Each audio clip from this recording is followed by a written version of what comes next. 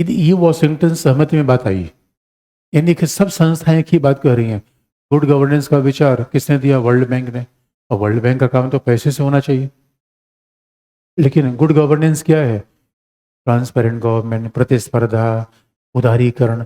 ये लोग मान के चलते हैं कि उदारीकरण की सरकार है, गुड गवर्नेंस है। तो ये बात बड़ी इंटरेस्टिंग है। अब ये नव उदारवाद है। अब इस कॉन्टेक्स्ट में अब आप आ जाइए गैट पे। ये सारी घटना हो गई, गैट पे आ जाइए। कोई कन्फ्यूजन तो नहीं है?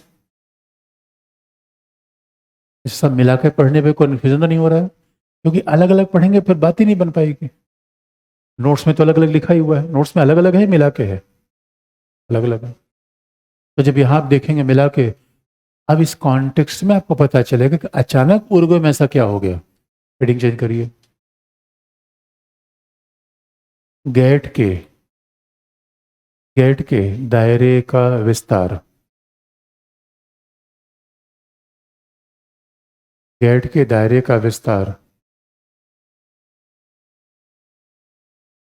और विश्व व्यापार संगठन के निर्माण का आधार।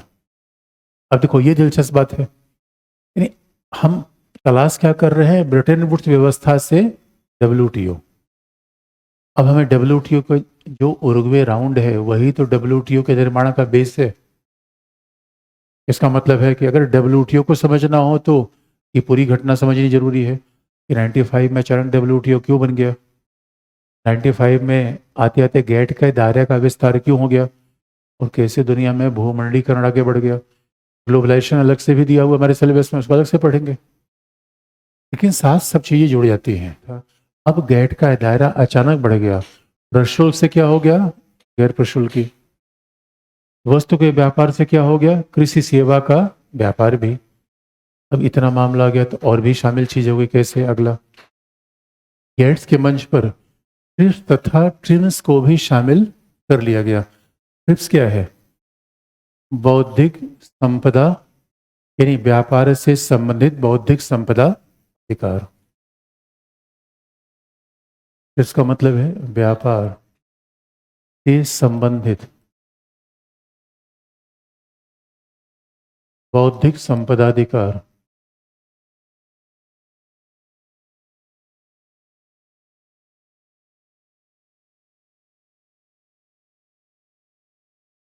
Trade related intellectual property rights.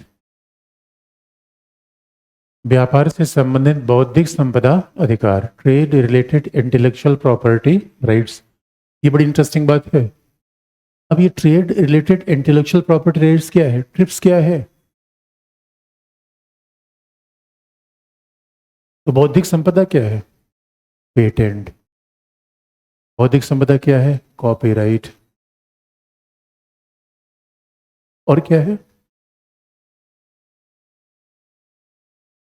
Trademark, geographical indicators, भौगोलिक, ज्योग्राफिकल इंडिकेटर्स, भौगोलिक क्षेत्र या भौगोलिक संकेतक। ये सारे क्या है? बौद्धिक संपदा अधिकार। यानी अभी खास बात है, ये संपदा है या विचार है? अब आप देखोगे संपदा का नया स्वरूप आया। इसका सीधा मतलब है कि आपने कल के लिए, अभी ये ट्रिप्स है क्या? Trade related intellectual property rights. इसका मतलब है कल के लिए किसी व्यक्ति ने कोई नई दवाई बना ली, अब वो दवाई आप बाजार में बेचना चाहते हैं तो कोई व्यक्ति आपकी परमिशन लेके बेचेगा? वैसे कर लेगा, परमिशन लेके।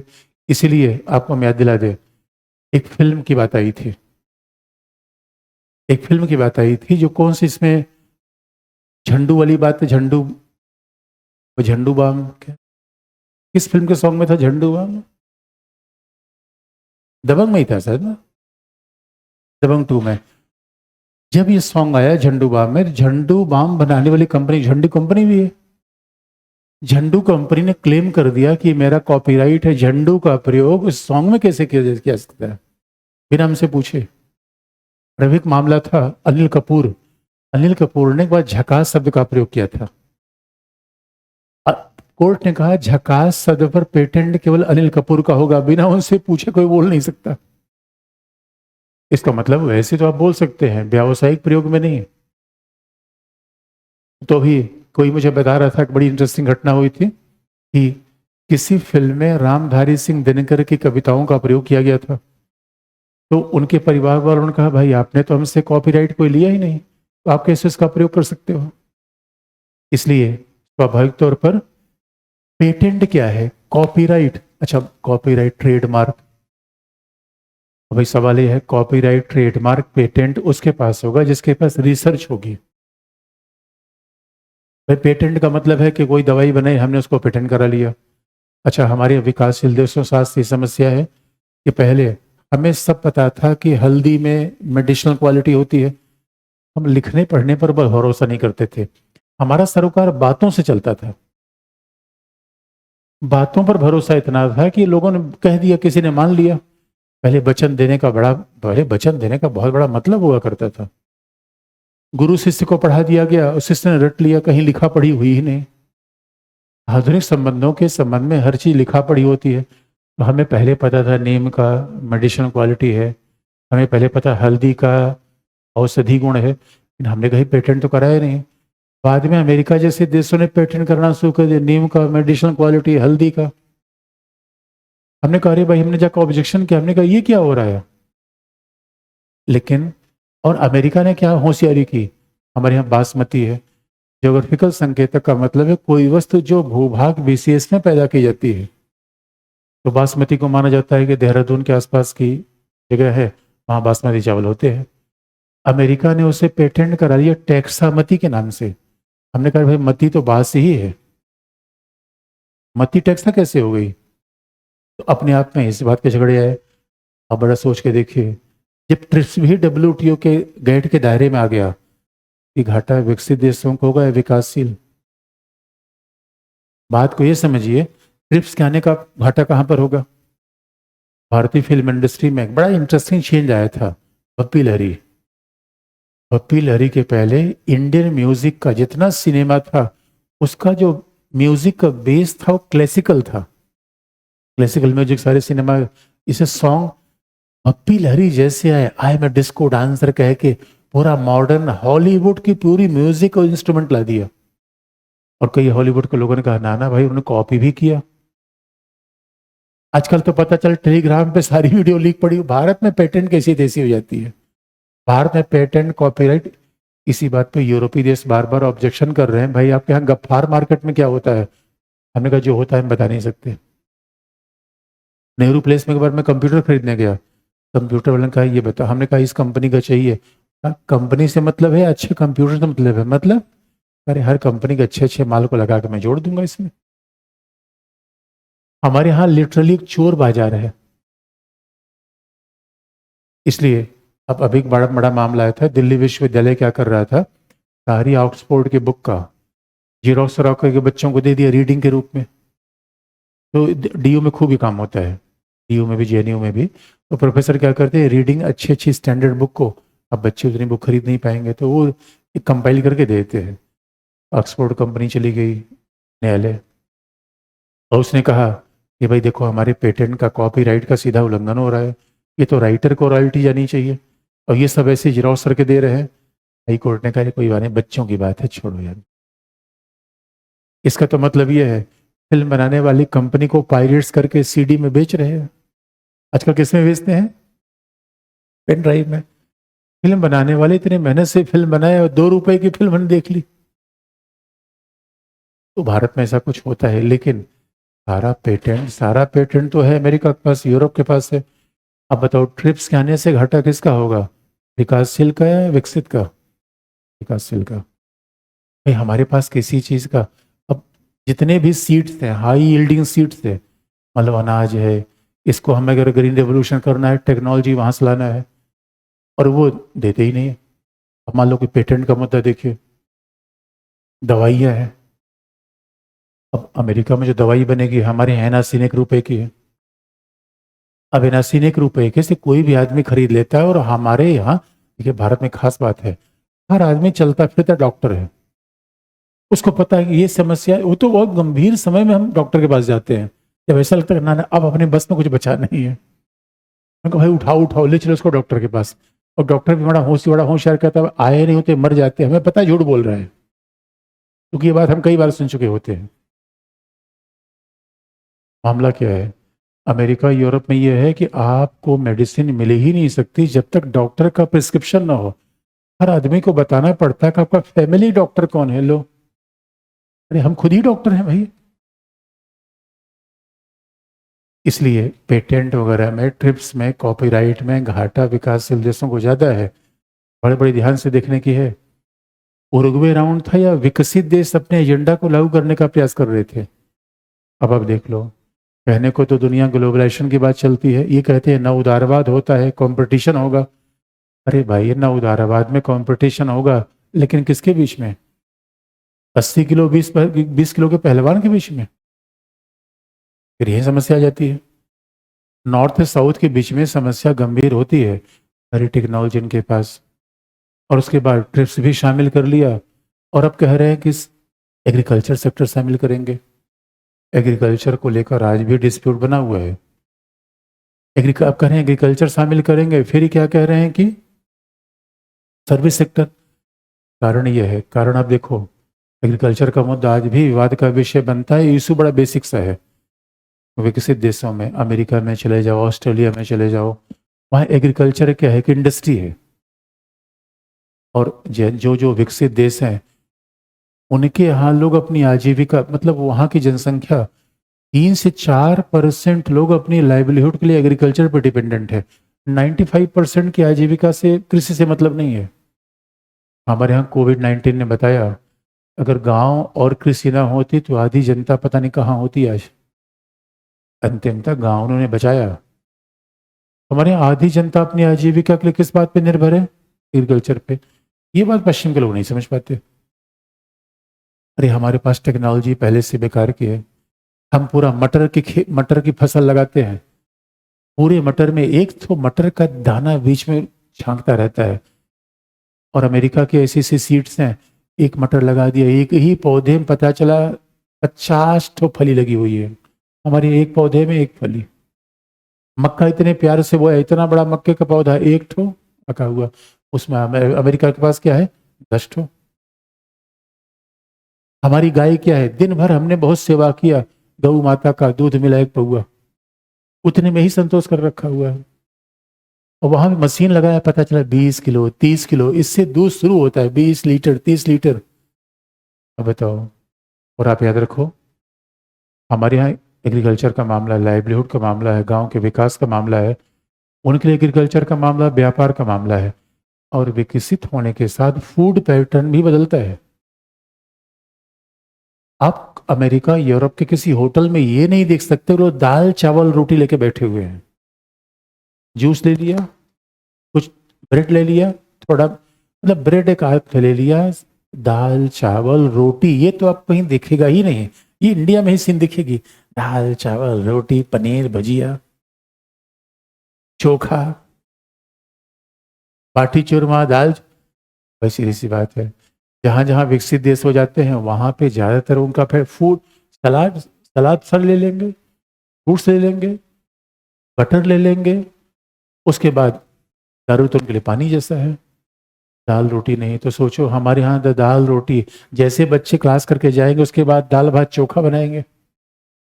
और टेक्नोलॉजी हमारे यहाँ कमाल की है, दाल भात के साथ चोखा उसी में अपने आप बन जाता है। दाल में आलू डालेंगे, आलू पक जाएगी, निकाल के छील छाल के चोखा बना लेंगे। और हमारे यहाँ सेब संतरा लोग तब खाने जाते हैं जब डॉक्टर कहता है खा लो नहीं तो मर जाओगे। भाई हम कब खाते हैं? जब फास्टिंग होता है तब कहीं से ले ले लिया। या कहीं कोई देखने खुने किसी को आए तो बच्चे और खुश जाते हैं कि दादा तो ठीक है, बीमार है, बीमारी ही नहीं ज्यादा अच्छा है, तो 2-4 किलो एप्पल तो आ रहा है। तो मेरे बच्चों, अब एग्रीकल्चर में कंपटीशन करवाओगे, इसलिए जरा ध्यान से देखिए, जो जो उनके पास ज्यादा चीजें होती गई उसमें कंपटीशन करवा रहे हैं। तो विकासशील देशों ने कहा यार ये तो बात ऐसी हो गई, कुएं में गिरे या खाई में। अरे भाई, समाजवाद पूंजीवाद से हमें क्या लेना देना था? हम तो अभी अपना घर बनाए के जाने का। और दूसरा ट्रिम्स क्या है? Trade related investment measures. TRIMS क्या है?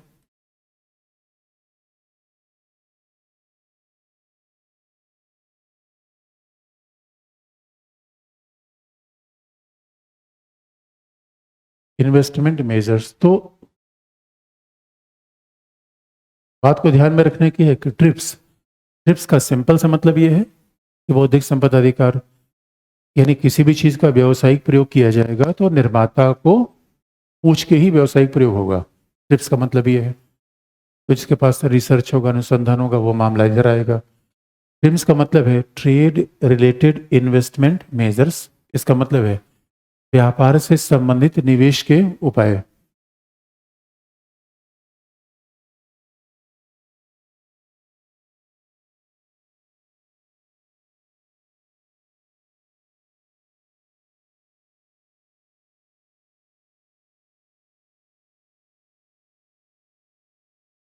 ट्रेड रिलेटेड इन्वेस्टमेंट मेजर्स, व्यापार से संबंधित निवेश के उपाय। अब सवाल यह है, अगर व्यापार से संबंधित निवेश के उपाय की बात की जाए,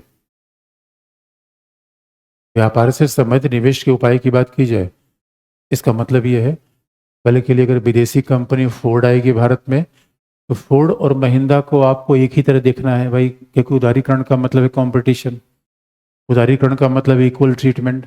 गेट भी यही कह रहा है समान व्यवहार दीजिए। इसका मतलब है विदेशी निवेशक के साथ हम कोई भेदभाव नहीं करेंगे, ये है ट्रिम्स। अब अगर हम महिंद्रा और फोर्ड को एक ही तराजू पे तौल देंगे तो हमारी कंपनी तो बर्बाद होगी। यानी जबकि मान्यता ये है भाई विकासशील देश हैं, विकासशील देशों में भी उद्योग का विकास कम है, यहाँ उद्योग पिछड़े हैं, तो हमारे उद्योगों को संरक्षण चाहिए। और संरक्षण कौन देगा? राज्य देगा। इस वजह से हर जगह क्या कर रहे हैं? कंपटीशन कंपटीशन, अपने यहाँ चीज़ों को संरक्षित करते हैं। इसलिए मामला ये बना कि उरुग्वे चक्र उस समय चल रहा है जिस समय दुनिया में उदारीकरण, भूमंडलीकरण का दौर आ गया। लेकिन विकासशील देशों की समस्याएं तो कमोबेश वही रह गई। इसलिए विकासशील देशों के सामने बड़ी दुविधा है। क्या लिखा आपने?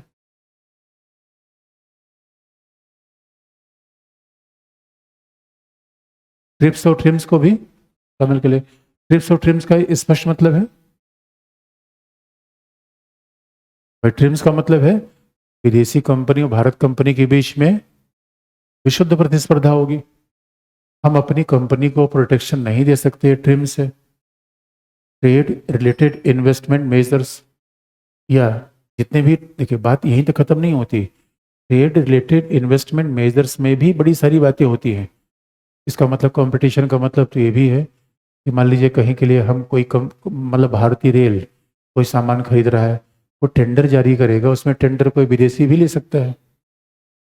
ट्रांसपेरेंट होना चाहिए, सबके लिए समान अवसर होना चाहिए। अब यहाँ पे थोड़े चैलेंज बढ़ जाते हैं विकासशील देशों के लिए। कैसे? देखिए ट्रोजन हॉर्स किताब का नाम है जो भूमंडलीकरण पे लिखी गई, और ट्रोजन हॉर्स का सीधा मतलब है कि भय होना, भयभीत होना। ये ट्रोजन हॉर्स का लकड़ी घोड़ा होता है, और इसलिए भूमंडलीकरण जैसे आया विकासशील देश डर गए। अब इसी कॉन्टेक्स्ट में आप देखोगे 91 में सोवियत संघ का विघटन हुआ, हम कह रहे हैं नया वर्ल्ड ऑर्डर, नया वर्ल्ड ऑर्डर। अरे हमारे लिए कौन सा नया वर्ल्ड ऑर्डर? ये बताओ, बेरोजगारों के लिए क्या रक्षाबंधन, क्या दशहरा, क्या दीपावली, क्या न्यू ईयर, क्या वैलेंटाइन डे? आपके लिए क्या नया है मेरे बच्चों? इसलिए विकासशील देशों के लिए गले के फंदे जैसा था। ये तो बिल्कुल सांप छछूदर वाला हाल हो गया था। निगलो तो समस्या, उगलो। गेट से बाहर जा नहीं सकते, लेकिन जहां है अब कमाल की बात है। अच्छा, ट्रोजन हॉर्स के रूप में क्यों विकासशील देशों ने देखा, इस कारण तो मैंने बता दिया था। व्यापार, वित्तीय संस्थाएं, व्यापार, वित्तीय संस्थाएं, टेक्नोलॉजी सब उनके विपक्ष में थी। न्यू इंटरनेशनल इकोनॉमिक ऑर्डर की मांग पूरी हो नहीं पाई। इस वजह से अब विकासशील देशों को लगा ट्रिप्स आ गया, ट्रिम्स आ गया। और संयोग की बात है, विकसित देश पहले से ही अपने कृषि पर सब्सिडी दिए जा रहे थे। इसलिए विकासशील देशों को लगा कि ये एक तरीके का विषमता का और एक स्वरूप है। इस वजह से ट्रोजन हॉर्स का मतलब क्या होता है? पलायनवादी दृष्टिकोण अपनाना, भाग जाना। कई बार बड़ी प्रतिकूल परिस्थिति आती है तो हम सामान्यता अपनाते क्या है? एस्केपिस्ट। यार दुनिया में बड़ी कठिनाई है, चलो भाग ही लेते हैं। देखा है दुनिया का बहुत नज़ारा, न हम किसी के न कोई हारा। तो जब ये भाव आने लगे तो आप समझ लीजिए कि आप एस्केपिस्ट हो रहे हैं। पलायनवादी है। अब सवाल यह है कि ये सारी घटनाएं बनी इसी कॉन्टेक्स्ट में, निर्माण किसका हुआ? डब्ल्यूटीओ का। क्योंकि जब विकासशील देशों ने मुद्दे उठाए तो विकसित देशों ने बताने का प्रयास किया नहीं है सबके लिए फायदेमंद है, सबके लिए फायदेमंद है। क्योंकि जब आप डब्ल्यूटीओ को और उदारीकरण को उदारवादी परिप्रेक्ष्य से देखेंगे तब आपको लगेगा कि नया समय आ रहा है, नई व्यवस्था आ रही है, अब सब उदारवाद अपनाएंगे, बाजारवाद अपनाएंगे। सिंगापुर मॉडल का उल्लेख बार बार किया गया। तो यही कहा गया कि आने वाले समय में जैसे सब उदारवाद अपनाएंगे, बाजारवाद अपनाएंगे, सभी की भलाई हो जाएगी। लेकिन आप जानते हो मार्क्सवादी इसके खिलाफ थे। इसलिए जब गेट की वार्ताएं चल रही थी तो उस समय गेट के चेयरपर्सन थे डुंकल। डुंकल उस समय गेट के अध्यक्ष थे, डायरेक्टर थे। तो उस समय पूरे आंदोलन चल रहे थे, गेट को मारो, डुंकल मारो, डुंकल मारो। लोग समझ नहीं पा रहे थे डुंकल है कौन। उस समय गेट के महानिदेशक थे, जहां वो उरुग्वे में वार्ता चल रही थी उसको चेयर कर रहे थे। अब सवाल है कि इस कॉन्टेक्स्ट में डब्ल्यूटीओ का निर्माण हुआ, सोवियत संघ का विघटन हो गया, अब एक नई व्यवस्था आई। अब नई व्यवस्था विकासशील देशों के सामने समस्या क्या थी? उदारवाद ठीक नहीं था, समाजवाद विफल हो गया था। ये तो समस्या ही, उदारवाद ठीक नहीं था और समाजवाद कोलैप्स हो गया। तो हेडिंग आप चेंज कर लीजिए, विश्व व्यापार संगठन, वर्ल्ड ट्रेड ऑर्गेनाइजेशन।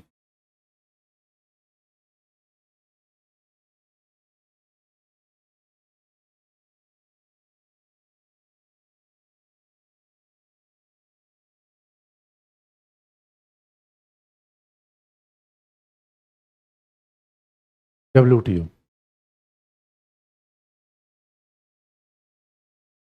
विश्व व्यापार संगठन का उद्देश्य अब देखो,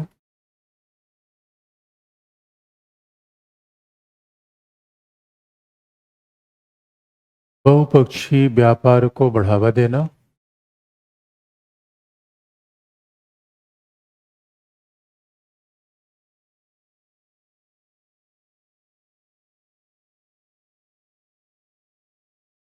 सतत विकास को आगे बढ़ाना,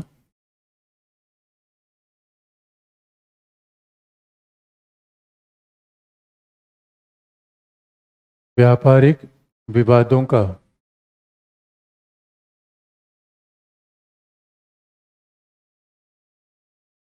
समाधान। अगर उद्देश्य देखा जाए डब्ल्यूटीओ का पर्पस, तो बहुपक्षीय व्यापार को बढ़ावा देना, सतत विकास की बात करना। अब जरा ध्यान से पढ़ने का मामला ये है, अचानक व्यापार से सतत विकास का मामला कैसे आ गया? डब्ल्यूटीओ व्यापार को बढ़ाने का मामला है या सतत विकास को आगे बढ़ाएगा? देखिए सतत विकास हमारे सिलेबस में अलग तरीके से दिया हुआ, देखिए फिर चीजें आपस में जुड़ जाती हैं। हमारे सिलेबस में आप देखोगे WTO, globalisation, new international economic order, north south dialogue, दिए सब अलग अलग गए हैं, लेकिन क्या इनको अलग अलग पढ़ा जा सकता है? ये डब्ल्यूटीओ था या उदारवाद को बढ़ाने का उपकरण था? ये उदारवाद का संस्थात्मक स्वरूप ही तो है। उदारवाद इकोनॉमिक पॉलिसी है। अब उदारवाद पूरी दुनिया में बढ़ेगा तो उसके रेगुलेशन के लिए कोई संस्था चाहिए, और संस्था के रूप में क्या बना? डब्ल्यूटीओ। भूमंडलीकरण का जीता जागता नाम क्या है? विश्व व्यापार संगठन। यही तो ग्लोबलाइजेशन का बढ़ता हुआ दौर है। इसीलिए आप देखोगे 90s के बाद ग्लोबलाइजेशन है तो डब्ल्यूटीओ है, ग्लोबलाइजेशन है तो क्षेत्रीय आर्थिक संगठन है। ग्लोबलाइजेशन का मतलब क्या है? न उदारवाद। कल में से पूछा गया सवाल है कि भूमंडलीकरण न उदारवाद के विचार का ही स्वरूप है। एकदम सही बात है। उदारीकरण के बिना आप दुनिया को आर्थिक रूप में जोड़ ही नहीं सकते, क्योंकि जब उदारीकरण नहीं होगा तो क्या होगा? राज्य नियंत्रित अर्थव्यवस्था होगी, और राज्य का अर्थव्यवस्था में हस्तक्षेप होगा। तो आप देख लीजिए ट्रंप इस समय दे टैरिफ बिना देखे टैरिफ मार रहा है। वही जब एक एक राज्य अलग अलग टैरिफ मारेंगे, इस बात से डब्ल्यूटीओ के महत्व को आप देखिए। कमाल की बात है, जब एक एक राज्य अलग अलग टैरिफ मारेंगे तो ये क्या कर रहा है फिर? ये बात सोचने की नहीं है, यही करंट अफेयर है। अरे डब्ल्यूटीओ का संगठन यहाँ थोड़ी बन जाएगा, परिवेश बदलता रहता है, घटना बदलती है। बार बार आपको बताते हैं, जैसे आप करंट अफेयर कहते हो उसमें घटना बदलती है, सिद्धांत नहीं बदलता किसी भी विषय में। अब अगर आपको बेसिक बात याद है तभी तो आप समझ पाएंगे डब्ल्यूटीओ में अभी क्या हो रहा है। तो सवाल मेरा तो एक था, सतत विकास क्यों जोड़ा गया इसमें? भाई व्यापार की वार्ता है, सतत विकास का मामला है।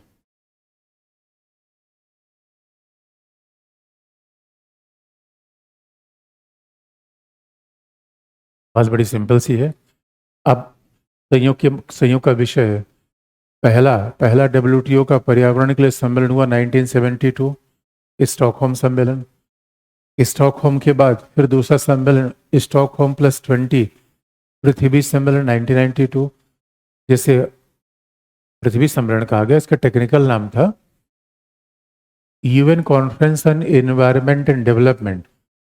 ब्राजील के रियो डी जेनेरियो में हुआ था, इसलिए कभी कभी इसे रियो समिट कहा गया, अर्थ समिट कहा गया, अर्थ समिट कहा गया, रियो समिट कहा गया, या कह लीजिए कि स्टॉकहोम +20 कहा गया। अब अर्थ समिट हो गई थी और सतत विकास का मुद्दा पूरी दुनिया के सामने आ गया था। अभी मान लिया गया सतत विकास सबसे महत्वपूर्ण मुद्दा है, इसलिए सतत विकास की बात आई, क्योंकि एक दृष्टिकोण हमेशा जब हम पर्यावरण की बात पढ़ेंगे उसमें भी इस बात का उल्लेख होता है। क्लब ऑफ रोम रिपोर्ट आई, जिसे जीरो ग्रोथ रेट रिपोर्ट भी कहते हैं। जीरो ग्रोथ रिपोर्ट ने यह कहा, अगर आप ऐसे ही व्यापार को आगे बढ़ाएंगे, क्योंकि जो पर्यावरण के बड़े समर्थक है वो कहते हैं पूंजीवाद सतत विकास और पर्यावरण का दुश्मन है। बल्कि पूंजीवाद उपभोक्तावाद बढ़ाएगा, उपभोक्तावाद में जब कंजम्पशन ज्यादा होगा तो प्रकृति का दोहन अपने आप होगा। बात को आप ऐसे समझिए, जब हम ये कहते हैं कि इंडिया का इकोनॉमिक ग्रोथ रेट 6.4, आईएमएफ ने प्रेडिक्शन किया है इंडिया का इकोनॉमिक ग्रोथ 10% होना चाहिए, तो शायद हम ये भूल जाते हैं कि उसका इन्वायरमेंटल कॉस्ट कितना होगा। इकोनॉमिक कॉस्ट तो हमने कैलकुलेट कर लिया। इसलिए आप देखोगे ये बड़ी इंटरेस्टिंग बात है, मानव जीवन बिना इकोनॉमी के चलता नहीं। जब हम उत्पादन करते हैं, हमने सामान्यतः उत्पादन में केवल मानवीय लागत देखने का प्रयास किया है। मार्क्स को इस बात की बड़ी चिंता थी कि जब कोई चीज़ उत्पादित होती है उसकी लागत क्या है, तो उसने कहा भाई जितना उसमें श्रम लगाया गया वही उसकी लागत है, उसमें लगाया गया श्रम ही उसकी लागत है। लेकिन हकीकत की बात यह है कि बाद में कहा गया करे भाई श्रम तो लागत है। पूंजीपतियों ने कहा नहीं, टेक्नोलॉजी भी उसमें कॉस्ट आता है, उसका कॉस्ट सब क्यों नहीं जोड़ेंगे। लेकिन जो हमने हवा पानी प्रदूषित किया उसका कॉस्ट कौन जोड़ेगा?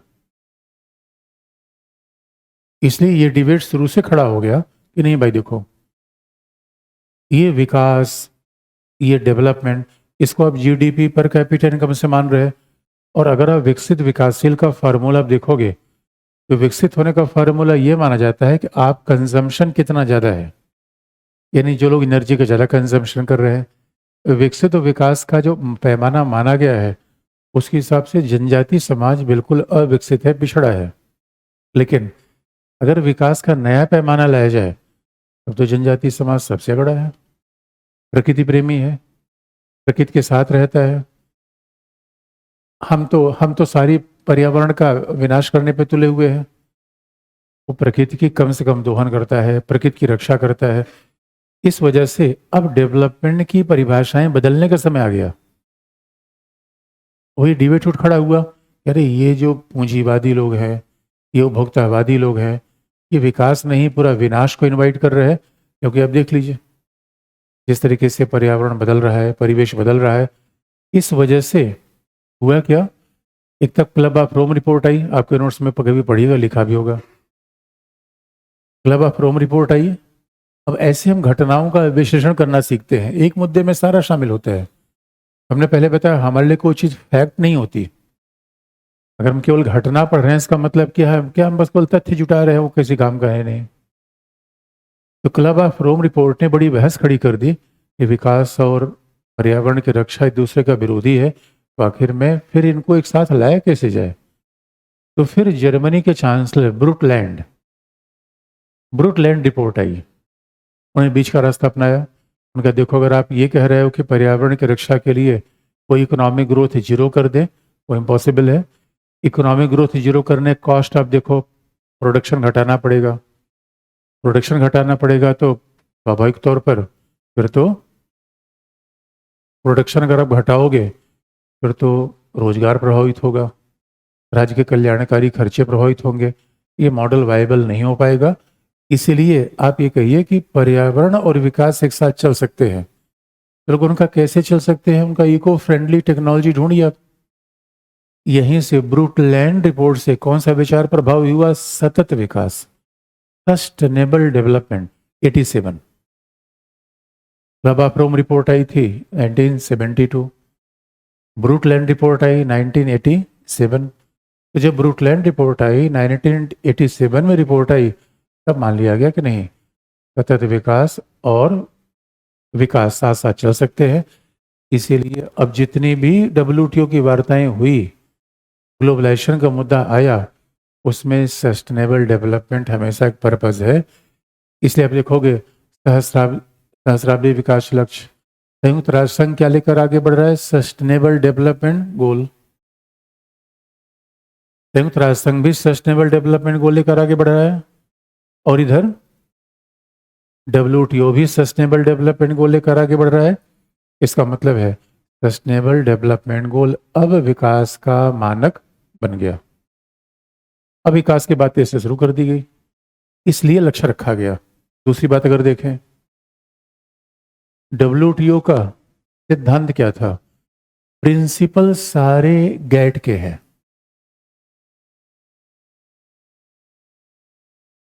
WTO के सारे प्रिंसिपल गैट के हैं, और प्रिंसिपल क्या है, समान व्यवहार।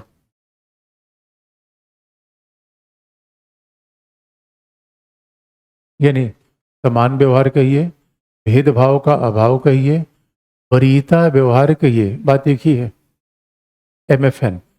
इसी को इंग्लिश में मोस्ट फेवर्ड नेशन, और ये मोस्ट फेवर्ड नहीं है, ये इक्वल ट्रीटमेंट है। यहाँ इक्वल ट्रीटमेंट को ही क्या कहा जाता है, मोस्ट फेवर्ड नेशन।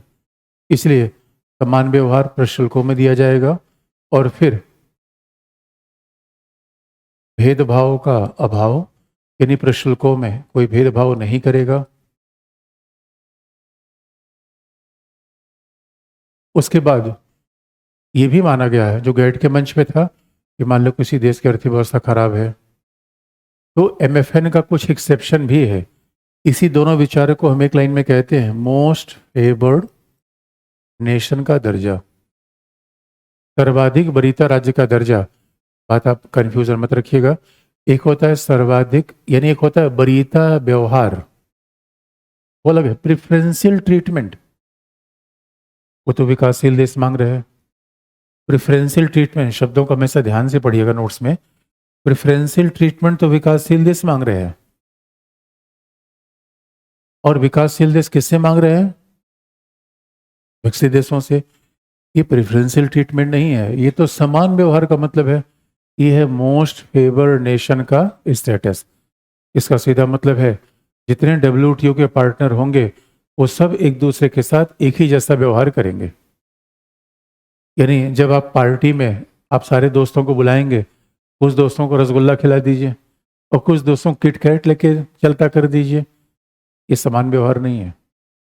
लेकिन अब जो दोस्त हॉस्पिटल से आया हो उसको रसगुल्ला खिलाएंगे, कुछ फ्रूट्स खिलाएंगे, इसका मतलब जो संकट में हो उसके लिए विशेष उपाय यहाँ भी होगा, सेफ्टी वॉल्व रहेगा। तो इसके अपवाद भी बना दिए गए। सेफ्टी वॉल्व कैसे रखा गया, सुरक्षा प्रणाली कैसे रखी गई। अभी आप देखो रेल कवच लेकर आ रहा है, सेफ्टी वॉल्व है। सेफ्टी वॉल्व की आवश्यकता हर जगह होती है, रेल कवच लेकर आ रहा है भारतीय रेल।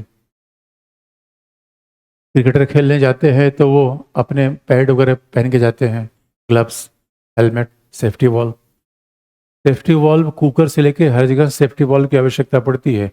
यानी किन परिस्थितियों में राज्य एमएफएन को मना कर सकते हैं, यही तो सेफ्टी वॉल्व है। इसलिए आप देखोगे जैसे जब ये हुआ कि कृषि आयात की बात आई, लेकिन कुछ कृषि आयात की बात आई तो भारत ने कहा कि भाई देखो, जब हमारे घरेलू कृषि के मामले खतरे आएंगे तो हम automatic safety wall block clause लगा देंगे। देश की अर्थव्यवस्था संकट में आएगी तो सेफ्टी वॉल क्लॉज लगेगा। क्षेत्रीय आर्थिक संगठन के सदस्यों के लिए एमएफएन का एक्सेप्शन रहेगा। एमएफएन के तमाम एक्सेप्शन है, लेकिन कमाल की बात, कई बार ऐसी समस्याएं आ जाती है। ट्रम्प बहुत गुस्साया हुआ है। ट्रम्प ने कहा ये बताओ हमारा दूध क्यों नहीं ले रहे हो।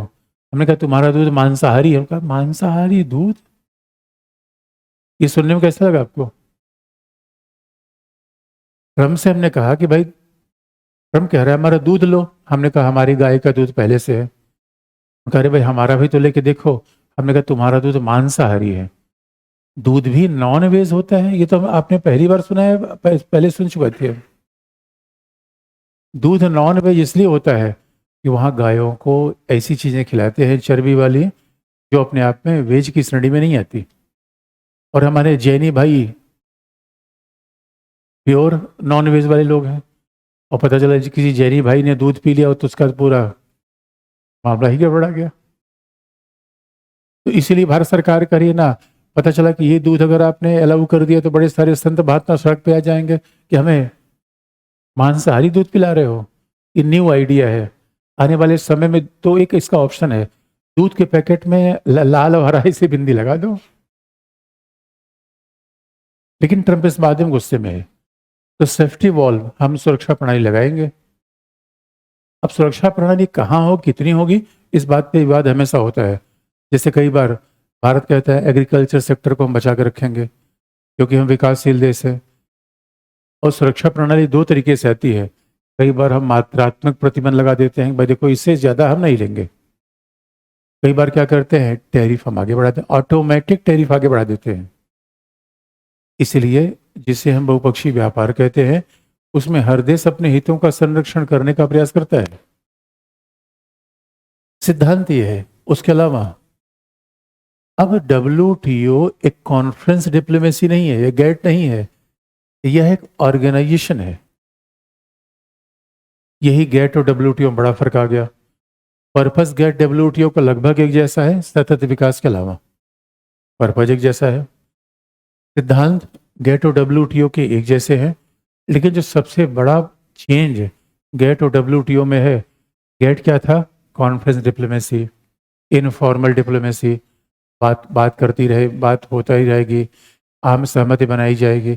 इसलिए आप बात करने, आम सहमति बनाने में 8-10 साल लग जाते थे।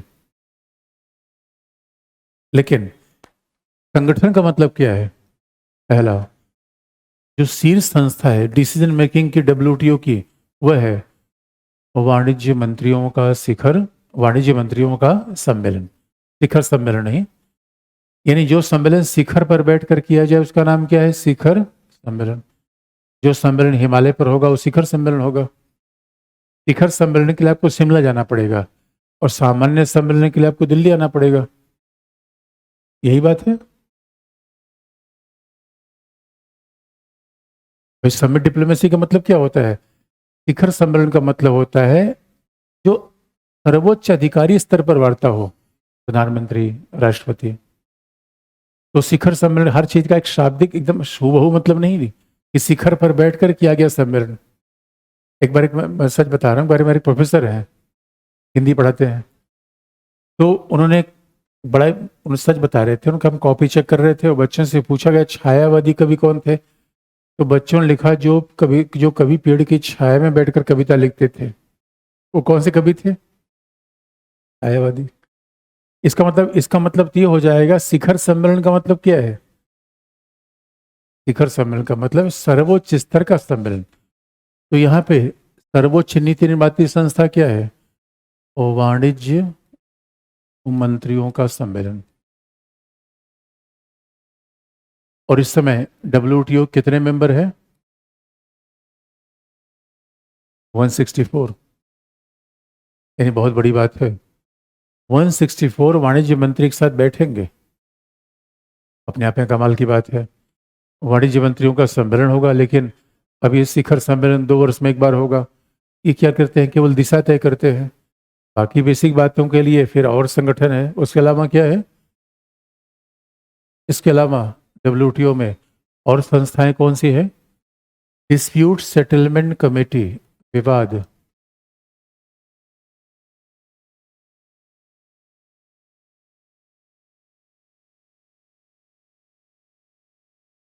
डिस्प्यूट सेटलमेंट कमेटी,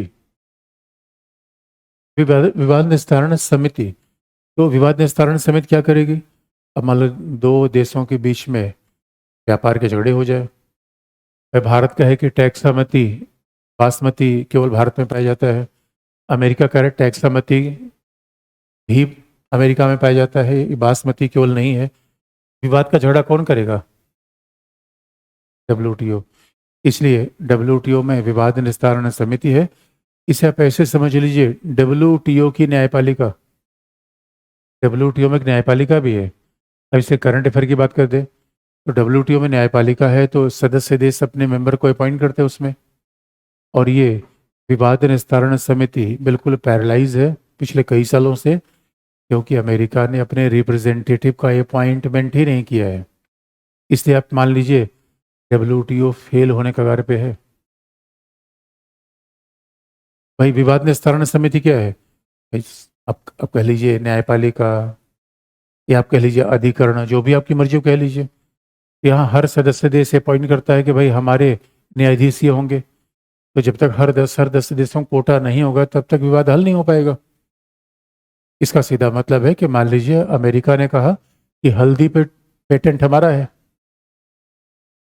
अगर वो कह रहा है कि हल्दी पे हमारा पेटेंट है, तो हमने ऑब्जेक्शन किया, हम ऑब्जेक्शन कहाँ करेंगे? इस कमेटी में करेंगे। तो जब कमेटी काम ही नहीं कर रही है तो ऑब्जेक्शन करें कहाँ? और इस मामले में अगर देखा जाए, सैद्धांतिक तौर पर देखा जाए, तो संयुक्त राष्ट्र संघ के निर्माण से भी ज़्यादा डब्ल्यूटीओ का महत्व आता है, क्योंकि डब्ल्यूटीओ के द्वारा दिए गए निर्णय बाध्यकारी होंगे। बहुत बड़ी बात है। राज्य संप्रभु हैं, संप्रभु राज्यों के ऊपर कोई बाध्यकारी संस्था बनाना किसी आश्चर्य से कम की बात नहीं है। इसलिए डब्ल्यूटीओ का निर्माण कहा जाता है कि ऐसा नहीं है कि आप में सहमत लेते रहेंगे। ये गेट का तरीका नहीं, 6-6 साल 5-5 साल दौड़ते रहेंगे सहमति के लिए। यहाँ सीधा सिस्टम है, विवाद आप लाइए, वहाँ पे विवाद निस्तारण समिति में जज हैं, बाकायदा वो देखेंगे, विवाद को हल करेंगे। अपने आप में बहुत बड़ी पहल है। लेकिन फिर वही बात है, इसीलिए कहा जाता है कि संप्रभुता को खत्म नहीं किया जा सकता। होता नहीं, कई बार लोग कहते हैं ग्लोबलाइजेशन आ गया, डब्ल्यूटीओ आ गया, यूरोपियन यूनियन आ गया, अब राज्यों की संप्रभुता नीचे आ गई। देख लीजिए एग्जाम्पल संप्रभुता का। जहां जहां राज्यों की संप्रभुता जीते, जहां जहां राज्य जीते, समझ लो कि यथार्थवाद जीता। जहां जहां राज्य के लिए चुनौती, वहां समझ लो कौन जीता? उदारवाद। ये तो बात हर जगह दिखता है। एक और संस्था है, व्यापार नीति समीक्षा समिति, ट्रेड पॉलिसी रिव्यू कमेटी।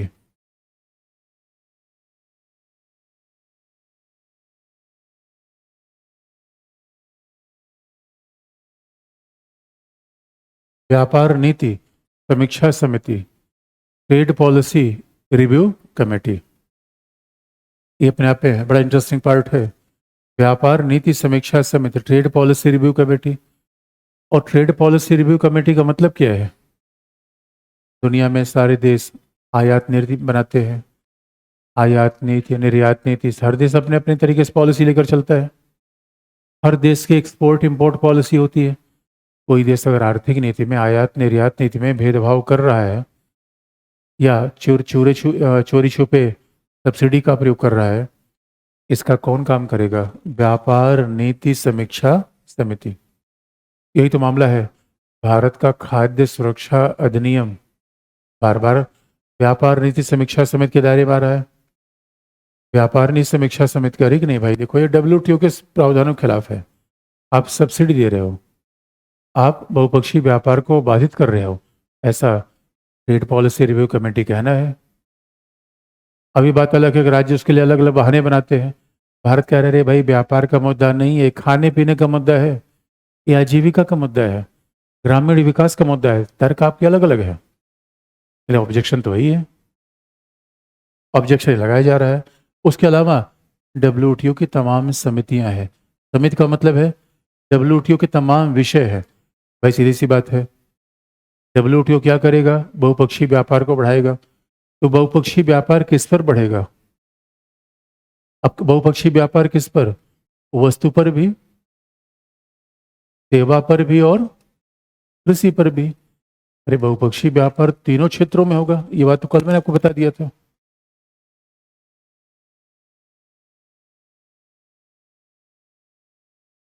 बहुपक्षीय व्यापार कृषि में भी होगा, सेवा में भी होगा और और हमने कल भी बता दिया था आपको, अब डब्ल्यूटीओ केवल प्रशुल्की बाधाओं को हल करेगा, गैर प्रशुल्की ये तो गैट के उरुग्वे चक्र की वार्ता में ही बात को शामिल कर लिया गया। प्रशुल्की विवाद, गैर प्रशुल्की विवाद, ट्रिप्स ट्रिम्स, सभी को हल कौन करेगा? डब्ल्यूटीओ। डब्ल्यूटीओ का मामला बढ़ गया। अब किसी कोई आपत्ति हो तो व्यापार नीति समीक्षा समिति और विवाद निस्तारण समिति। और ये समिति क्या है? जो नीचे वाली समिति है, अब कृषि के व्यापार के लिए अलग कमेटी रहेगी, वस्तु का व्यापार देखने के लिए अलग कमेटी रहेगी, सेवा के व्यापार देखने के लिए अलग कमेटी रहेगी। और याद रखिएगा, इन कमेटीज में देशों के अधिकारी ही तो शामिल होते हैं। हाँ, विशेषज्ञ को भी शामिल किया जाता है, जैसे कोई बड़ा अर्थशास्त्री, उसको शामिल कर लिया गया, अधिकारी है उनको शामिल कर लिया गया। तो कई बार जिनेवा में अधिकारियों को बड़ी सेवा करने के मौके मिलते हैं। कई अधिकारियों को शामिल किया जाएगा इन कमेटीज में। तो डब्ल्यूटीओ बाकायदा हर क्षेत्र में जितने मामले हैं, कृषि का व्यापार, वस्तु का व्यापार, सेवा का व्यापार, हर क्षेत्र में क्या निर्माण होता है? समिति, ये संगठन है। इसलिए गेट क्या था? Conference diplomacy. गेट क्या था? अनौपचारिक कूटनीति। डब्ल्यूटीओ क्या है? बाकायदा ऑर्गेनाइजेशन है, संगठन है। डब्ल्यूटीओ ऑर्गेनाइजेशन है, संगठन है, इसलिए बाकायदा सिस्टमेटिक तरीके से काम करता है। निर्णय बाध्यकारी होंगे, राज्यों को मानना पड़ेगा। ये बात अलग है कि व्यवहारिक रूप में समस्याएं नहीं तय हैं, लेकिन पहल बहुत बड़ी थी। इसलिए अगर आप इस बात से हिसाब से देखें तो डब्ल्यूटीओ जब बना, उदारवादियों को बिल्कुल सांप सूंघ गया। उदारवादियों से पूछा भाई ये बताओ, यूरोपियन यूनियन बना तो सॉरी यथार्थवादी, यूरोपियन यूनियन बना तो यथार्थवादी बेहोश हो गए। उनका है ऐसा कैसे हो सकता है? ये आपस में इतनी बड़ी अंतर्निर्भरता। उसके बाद डब्ल्यूटीओ बना तो आधे तो गड़बड़ा गए यथार्थवादी। वो तो जैसे अमेरिका ने डब्ल्यूटीसी पर 2001 में हमला किया तो उसके बाद फिर पिन कॉपी लेकर बैठ गए। देखा, कहा था हमारा समय आएगा, कहा था तुम लोग लड़ोगे। यथार्थवादी तो यही कहते हैं मेरे बच्चों, गांव हो या शहर, मंगल ग्रह हो या चंद्रमा, जहां मानव जाएगा वहां गुत्थम गुत्थी होगा। मैं ये स्पेस यात्रियों को देख रहा था, कोई लड़ाई उड़ाई हुई कि नहीं? लड़ाई हुई होगी तो बताया कैसे जा। इस पे पता नहीं किसकी लड़ाई हुई कि नहीं हुई, लेकिन ये संगठन है डब्ल्यूटीओ। उद्देश्य हो गया, सिद्धांत हो गया, संगठन हो गया। अब वार्ताएं चलनी शुरू हुई। अभी हुआ वार्ता चलेगी, और पहली डब्ल्यूटीओ की पहली वार्ता बड़ी फैन फेयर के साथ शुरू हुई। स्थापित हुआ 1 जनवरी 1995, और यहाँ यही प्रभाव था, हेजेमोनिक स्टेबिलिटी। डब्ल्यूटीओ की स्थापना करवाई किसने? अमेरिका। डब्ल्यूटीओ क्यों बना? 95, याद रखिए ईयर 95। रसिया अमेरिका के पीछे चल रहा था। अमेरिका कह रहा था, रसिया उठ रहा था, और अमेरिका कह रहा था, रसिया बैठ रहा था। यह हाल रसिया का था। चाइना धीरे धीरे, चाइना में जियांग जेमिन थे, और चाइना में डेंग शाओपिंग ने कही दिया था, अभी अभी दिखना ही मत, अभी बस कंबल ओढ़ के घी पीते रहो, पावरफुल बनते रहो। चाइना ने एक ऑब्जेक्शन नहीं किया, जबकि था समाजवादी। चाइना ने धीरे से डब्ल्यूटीओ में जुड़ गया। चाइना ने क्या होशियारी वाला गेम खेला है? चाइना तब तक डब्ल्यूटीओ से नहीं जुड़ा जब तक खुद पावरफुल नहीं था। जब खुद पावरफुल हो गया, अब उसने कहा चलो डब्ल्यूटीओ से जुड़ते हैं, फायदा खूब लिया। और अमेरिकन ये सोचते थे कि बस चाइना डब्ल्यूटीओ में आया, अब चाइना उदारीकरण हो जाएगा, चाइना बाजार रास्ते पर चला जाएगा। किंग सिंह पिंग ने उस सपने को तोड़ रखा है। कौन रोकता? और और बाकी किसी औकात नहीं थी, बस हो हल्ला मचाया जा रहा था। बाकी बाकी औकात क्या थी? भागो, frozen horse. Rwanda Burundi Haiti मिलकर क्या कर लेते? महाबली का होना अच्छा है या बुरा है? पहली बात तो इस बात को उदारवादी कैसे देखेंगे? ओ माय गॉड, क्या नया जमाना आ गया, अब देखो सब लोग मिलके व्यापार करेंगे, अब चिंता मत करो। अब इंडिया इंडिया की छोटी छोटी चीजें, खादी भंडार का कुर्ता बिकेगा अमेरिका में, डब्ल्यूटीओ का जमाना आ गया है। अब समोसा बनाओ तो कहाँ बेचो? स्विट्जरलैंड में। उदारवादी ये कहेंगे। लेकिन जो मार्क्सवादी है, ये समोसा नहीं बिचेगा, मैकडोनाल्ड क्या बिकेगा? अब इसी बात को मार्क्सवादी क्या कहेंगे? फिर थियरी में आपको याद दिला रहा हूं, जब तक दोनों को जोड़ना नहीं सीखेंगे तब तक अच्छा उत्तर हो नहीं पाता। और ये काम रेयर लोग कर पाते हैं, मैं फिर कह रहा हूं रेयर लोग कर पाते हैं, रटे हुए बच्चे हैं। उसी मार्क्सवादी है, मार्क्सवादी ने कहा ओ गुरु मान गए अंकल सैम। अमेरिका ने क्या बात है, प्रॉब्लम कर रहे हो, मान गए मान गए, इतनी बड़ी संस्था हमने बनवा दी, देख रहे हो ये हमारा नेतृत्व है, पैक्स अमेरिकाना, दुनिया की शांति का रास्ता, प्रगति का रास्ता। उनको शांति का प्रगति का रास्ता है अपनी बहुराष्ट्रीय कंपनियों के लिए दुनिया के बाजार को हड़पना। फिर मामला हो गया। मार्क्सवादियों ने कहा समझ गए हैं ये क्या कर रहे हो तुम लोग, बताओ, कह रहा है कृषि में व्यापार करेंगे, विकासशील देश कौन सा? आलू गोभी टमाटर भिंडी मटर कहाँ भेजेंगे बताओ, हम खुद ही खा जा रहे हैं। भारत में इतनी बड़ी जनसंख्या है, चीनी कम पड़ जाती है, आधे लोग गुड़ पे खाते हैं, इसे चीनी। अगर इतनी जनसंख्या ना होती, चीनी के हम सबसे बड़े निर्यातक होते। हमारी जनसंख्या को 1/3 कर दीजिए, चीनी दूध के सबसे बड़े निर्यातक तो हम ही होते, अब सब हम ही पी जाते हैं। हरियाणा में इतना दूध होता है, बस्ता हरियाणा से 1 बूंद दूध बाहर नहीं जा पाता, सारे पी जाते हैं छोरे। अब मेरे बच्चों ये बताओ, अब ये डब्ल्यूटीओ है क्या? यही तो क्रिटिकल एग्जामिनेशन है। अमेरिकी बहुराष्ट्रीय कंपनियों को विश्व में फैलाने का जाल है या दुनिया की प्रगति का नया रास्ता है? ये बात होगा नहीं होगा? होगा।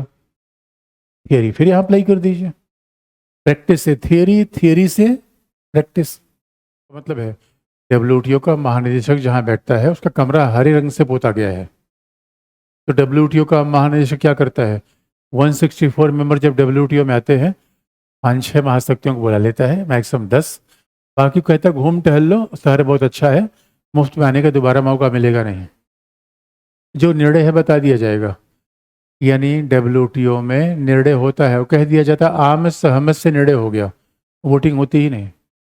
ये सीधा ऐसा है जैसे पहले क्या होता था, वोट डालते समय गांव के जो दबंग होते थे बाकी लोगों से भाई तो तुम्हारा वोट पड़ गया, जाओ अपना काम करो, खेती बाड़ी करो, बिला वजह इस समय क्यों बर्बाद करोगे? कमाल की बात है। इसीलिए कहा जाता है कि सिक्योरिटी काउंसिल, अब आप बात याद रखिए, सिक्योरिटी काउंसिल तो पहले से ही अनडेमोक्रेटिक है, 5 लोग हैं। आईएमएफ में लोकतंत्र है ही नहीं है। बात यही तो मुद्दा आता है। अमेरिका कहता है मैं लोकतंत्र का चैंपियन, लोकतंत्र का चैंपियन। डेविड हेल ने कहा है कि भाई कहाँ लोकतांत्रिकरण कर रहे हो, ये तो बता दो। अरे लोकतांत्रिकरण कहाँ कर रहे हो? दुनिया की प्रमुख वैश्विक संस्थाएं लोकतांत्रिक हैं या अलोकतांत्रिक हैं? कमाल की बात है। इसी बात को आप नोट्स में कभी पढ़ना, डेविड हेल्ड ने कहा है कॉस्मोपॉलिटन डेमोक्रेसी। डेविड हेल्ड ने कहा है, डेविड HELD, हेल्ड ने कहा क्या है? अरे भाई security council undemocratic, IMF undemocratic, WTO undemocratic. ये क्या है, जमींदारी है क्या कोई? ओ माय गॉड, पहले भी पावर का शासन, अभी भी पावर का शासन, और इनसे रिफॉर्म के लिए बोल दो तो नाराज हो जाते हैं। यही समस्या हर जगह है। अब छोटी छोटी आप देखोगे यहाँ पे मुखर्जी नगर वगैरह में RWA है, रेजिडेंट वेलफेयर एसोसिएशन, इन सब के अध्यक्ष वगैरह के बनने के लिए मारामारी होती है। आपको लगता है गांव में झगड़े होते, ना ना, गांव के पंचायत से ज्यादा झगड़े यहाँ होते हैं। RWA का प्रेसिडेंट बनने के लिए तब मुझे पता चल गया, मैं भारत का PM और राष्ट्रपति बनना तो वाकई बहुत काम, महान काम है। और अगर आप किसी को वोट न दीजिए, आप उसी सोसाइटी में रह रहे हैं, अगर किसी को वोट न दीजिए तो आपसे बात नहीं करेगा। हमारे ओ माय गॉड, लगता है हम उसके किराएदार हैं क्या भाई, या उसके सर्वेंट है, या अभी भी हमको दास से ही समझ रहा है वो। यही मानव की समस्या है। तो ट्रम्प क्या समझता है कि हम उसके दास हैं, वो कहेगा तो रसिया की तरफ जाएंगे, वो कहेगा तो नहीं जाएंगे। जमाना लद गया, जमाना। इसलिए एक कहावत है, जो फोर्ड के लिए अच्छा है वो अमेरिका के लिए अच्छा है, फोर्ड कंपनी, कार बनाने वाली कंपनी, और जो अमेरिका के लिए अच्छा है पूरी दुनिया के लिए अच्छा है। हमने कहा जमाना गया, अब गुदड़ी के लाल का समय आ गया है। बोलें कि ना बोले मेरे बच्चों, ब्रिक्स इसीलिए बना रहे हैं। ये तो चाइना दाएं बाएं कर रहा है ना, बस चाइना अगर मिल जाता, अमेरिका की हेकड़ी निकाल के हम रख देते। हेकड़ी, प्लान यही है। ये चाइना इधर उधर करने लगता है उसमें। जमाना गया, अभी समझ नहीं पा रहा है अमेरिका। ट्रम्प पागल पड़ा हुआ है। लिखने की बात है, इसीलिए यही तो मामला है। अरे मेरे बच्चों बताओ, ट्रम्प क्या कह रहा है, ईरान पे हमला क्यों कर रहे हैं, लोकतंत्र नहीं है। ये सद्दाम हुसैन पे हमला क्यों कर दिया, लोकतंत्र नहीं है। अरे भाई हम भी कह रहे हैं लोकतंत्र अपना लो। यानी कमाल की बात है, आपका मेरा मेरा है और आपका भी मेरा है। लिख लो मेरे बच्चों, क्या प्रॉब्लम है, आगे लिखिए। यही तो क्रिटिकल इवैल्यूएशन है WTO का। यही देखो, कई कई बार प्रश्न में क्या, ग्लोबल गवर्नेंस क्या प्रॉब्लम है। अरे सारा ग्लोबल गवर्न, संयुक्त राष्ट्र संघ, WTO, IMF, ये सब ग्लोबल गवर्नेंस का पार्ट ही तो है। जो वैश्विक संस्था है, नाम नया आ गया है, नाम नया है ना। पहले इनको अंतर्राष्ट्रीय संगठन कहते थे, आज भी वही कहते हैं, ग्लोबल गवर्नेंस। गवर्नेंस का मतलब क्या है भाई, शासन चलता कैसे, शासन चलने की पूरी प्रणाली क्या कहलाती है, गवर्नेंस। तो देशीय स्तर पर चले वो भी गवर्नेंस, विश्व स्तर पर चले वो भी गवर्नेंस। यार ये बताओ, दुनिया में सुधार होगा या नहीं होगा। तो अपैलेटेड बॉडी में 7 मेंबर्स होते हैं, अमेरिका अपने कोटे का मेंबर अपॉइंट ही नहीं कर पा रहा है। यही तो गैट और WTO में फर्क है। गैट में विवाद निस्तारण कोई समिति थी ही नहीं, गैट में तो आम सहमति से वार्ता होती थी। इसमें विवाद निस्तारण समिति है कि आपको जो प्रॉब्लम हो, कि आपको क्या प्रॉब्लम है कि चाइना ने ज़्यादा कोटा लगा दिया, आपको प्रॉब्लम है कि भारत ने खाद्य सुरक्षा अधिनियम दिया, आप उस बात को लेके आइए। लेकिन अब सवाल है कि न्यायपालिका चली नहीं रही है। मतलब WTO का हाल वैसा हो गया जैसे भारत का उच्चतम न्यायालय बंद कर दिया जाए। तो ये बात ऐसे समझ लीजिए, उच्चतम न्यायालय में हमारे यहाँ 34 न्यायाधीश हैं, अब 34 में हम 10 का अपॉइंटमेंट ही नहीं करें तो न्यायपालिका क्या कम कर पाएगी। पहली समस्या ये है। दूसरा, और ये देखिए मामला हो क्यों रहा है, ये चाइना अमेरिका के ट्रेड वार का परिणाम है। ये हो क्यों रहा है, ऐसा अचानक क्या हुआ कि अमेरिका ने WTO के डिस्प्यूट सेटलमेंट कमेटी में अपने मेंबर ही अपॉइंट करने बंद कर दिए। इसका सीधा मतलब है फिर क्या होगा, एक तरफा टैरिफ लगेगा, एक तरफा हर देश अपने बाजार को प्रतिबंधित करेगा। जब एक तरफा प्रतिबंधित करेगा तो स्वाभाविक रूप में विश्व व्यापार खतरे में आएगा ही आएगा। इसी में लिख लीजिए। अच्छा, अमेरिका में ट्रम्प जब भी आता है तो ट्रम्प का ये कहना क्या है कि भाई कमाल की बात है, हमने उदारीकरण अपना रखा है। अच्छा, एक बात में दम है, अमेरिका की एक बात में दम है। अमेरिका में दुनिया का सबसे लोएस्ट टैरिफ लगता है। अमेरिका प्योरली कैपिटलिस्ट देश है, अमेरिका बड़ा लोएस्ट टैरिफ लगा के रखता है, लेकिन उससे उसका ही फायदा होता है। अरे भाई लोएस्ट टैरिफ आप लगा के रखोगे तो स्वाभाविक रूप में आपके यहाँ सस्ती वस्तु मिलेगी। अगर आप टैरिफ ज़्यादा चीज़ों पे लगाओगे तो अमेरिका में आने वाली हर चीज़ महंगी हो जाएगी। अब अमेरिका बात को ऐसे तरीके से सोचिए, अमेरिका के लोगों को ज़्यादा पैसे खर्च होंगे ना। अब जो टेक्सटाइल पता चला कि 100 रुपये में मिल रहा जा रहा था, वो तो आपने 35% का आप टैरिफ मार दोगे तो वो तो कपड़ा 135 रुपये में हो जाएगा। और दूसरी बात है, अब सवाल है कि आप कह रहे हो कि हम हर बात पर टैरिफ लगाएंगे। बड़े सारे एप्पल मोबाइल फ़ोन के इंग्रेडिएंट हम सप्लाई कर रहे हैं, तो जब वो चीज़ें हम आपको देंगे, अब आप महंगी कीमत पे लोगे, आपका तो हर कॉस्ट महंगा होगा, तो चाइना सामान बिकेंगे, आपके सामान बिकेंगे। अब ट्रंप भी कह रहा है कि टैरिफ ये बड़ा विवाद का विषय है और इस पे अर्थशास्त्री इकोनॉमी वाले सर से पूछे, ज़्यादा अच्छा बताएंगे। मैं तो आपको सामान्य समझ की बात कर रहा हूँ, क्योंकि हम जानते हैं डब्ल्यूटीओ के बहुत इकोनॉमिक डायमेंशन पे हम नहीं जाते। बेसिक जितना पॉलिटिक्स का वो तो हम कवर करते हैं, लेकिन हकीकत की बात है, अगर ट्रंप ये सोच रहा है कि अमेरिका में हम मैन्युफैक्चरिंग सेक्टर खड़ा कर देंगे, चाइना का विकल्प बना लेंगे। अरे मैन्युफैक्चरिंग सेक्टर वहाँ वायबल होता है जहाँ श्रम सस्ता है। आप मैन्युफैक्चरिंग सेक्टर वायबल करोगे, अमेरिका में कार बनाओगे तो कार बहुत महंगी होगी, कहीं बिकेगी नहीं। अमेरिका में 1 घंटे काम करने का फिक्स पैसा है $8। कोई आदमी घर में भी किसी आदमी को काम पे लगाते हो, 1 घंटे आपने काम करा है, कितना पैसा देना पड़ेगा? $8। $8 का मतलब रुपए में कन्वर्ट कर लीजिए, कितना? 650 रुपये। ये तो मिनिमम, कुछ भाई अलग अलग काम के अलग अलग चार्जेस हैं, जो सबसे मिनिमम चार्ज है वो $8 तक का है। तो आप समझ लो कि अगर आपने किसी को 8 घंटे काम पर लगाया, कितने पैसे आपको देने पड़ेंगे? भाई सी सेट का सवाल है, कितने देने पड़ेंगे आपको? तो 4-5 हज़ार रुपये तो ऐसे आप दीजिए फिर। इसलिए वहाँ पे चीज़ें काफ़ी महंगी हैं। तब ट्रंप की पॉलिसी कितनी सक्सेसफुल हो पाएगी वो तो आने वाला समय ही बता पाएगा। लेकिन इस चक्कर में डब्ल्यूटीओ का बेड़ा गर्क हो रहा है। तो ट्रंप धनाधन टैरिफ मारे, डब्ल्यूटीओ तो कहीं न्यूज़ में ही नहीं है कि डब्ल्यूटीओ में हो क्या रहा है। बात बहुत सामान्य शब्दों में बता दें कि डब्ल्यूटीओ के मंच पर हमें कहाँ समस्या है। देखिए, हमें समस्या बस इतनी सी बात सी है कि डब्ल्यूटीओ है तो स्वाभाविक रूप में भाई, कुल मिलाकर अगर विवाद निस्तारण समिति की बात करें तो कानूनी विवाद को हल किया जाएगा। तो डब्ल्यूटीओ कैसा मंच है? देखिए, विकासशील देशों की हालत ये है, जैसे मान लीजिए कोई ग्रामीण व्यक्ति अपनी छोटी सी जमीन को लेकर मुकदमेबाजी में फंस गया, और अगर वो मुकदमेबाजी में फंसा तो पता चला उस जमीन की कीमत से कई गुना खर्च उसका कहाँ लग गया? मुकदमेबाजी में। वो तो घाटे में चला गया।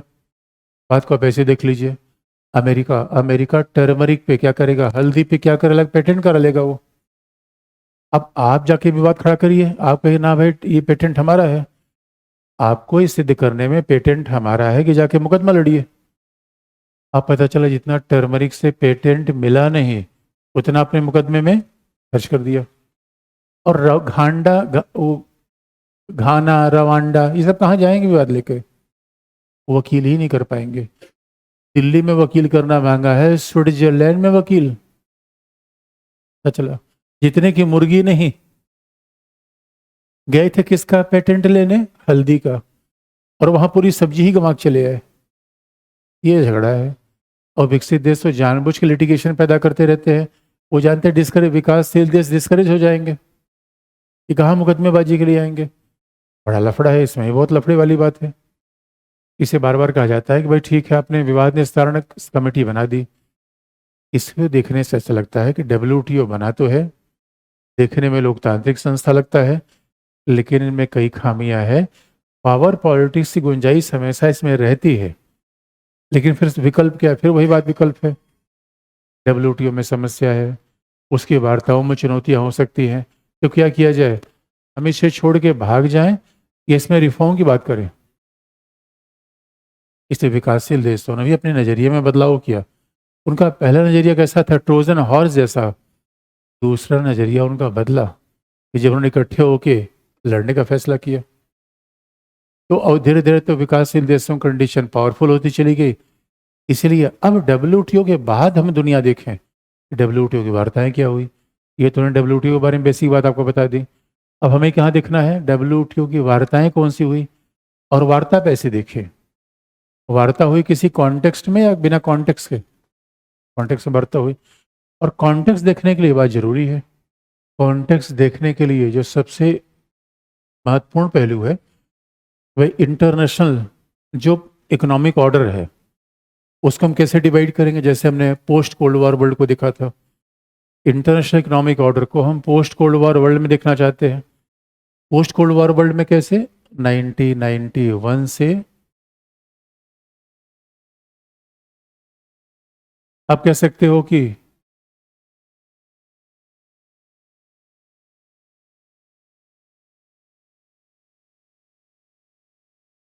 1991 से कह लो 2001 तक थोड़ा उठापटक यहाँ शुरू हुई। उसके बाद 2008 से लेके 2016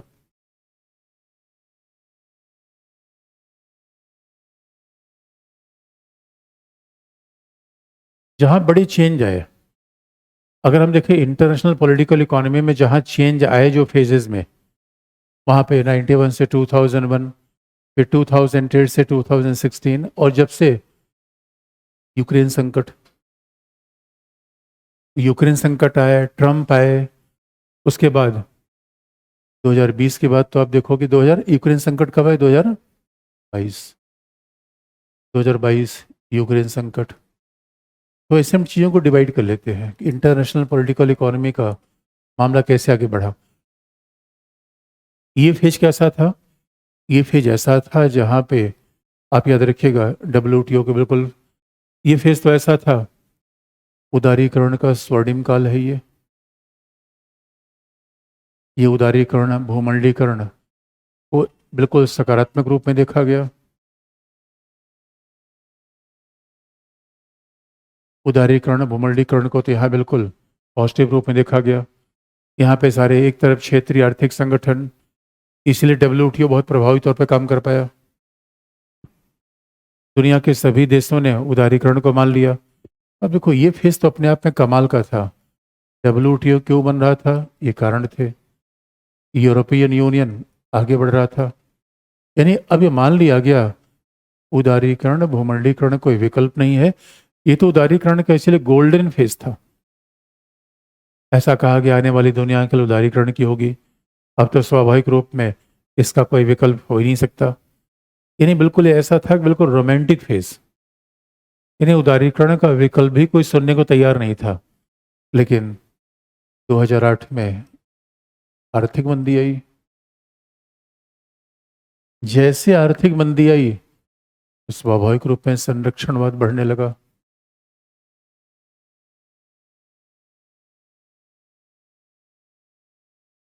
और केवल संरक्षणवाद ही नहीं बढ़ा, एक तरफ संरक्षणवाद बना तो स्वाभाविक रूप में चीन का इस आर्थिक मंदी से कम प्रभावित चाइना हुआ।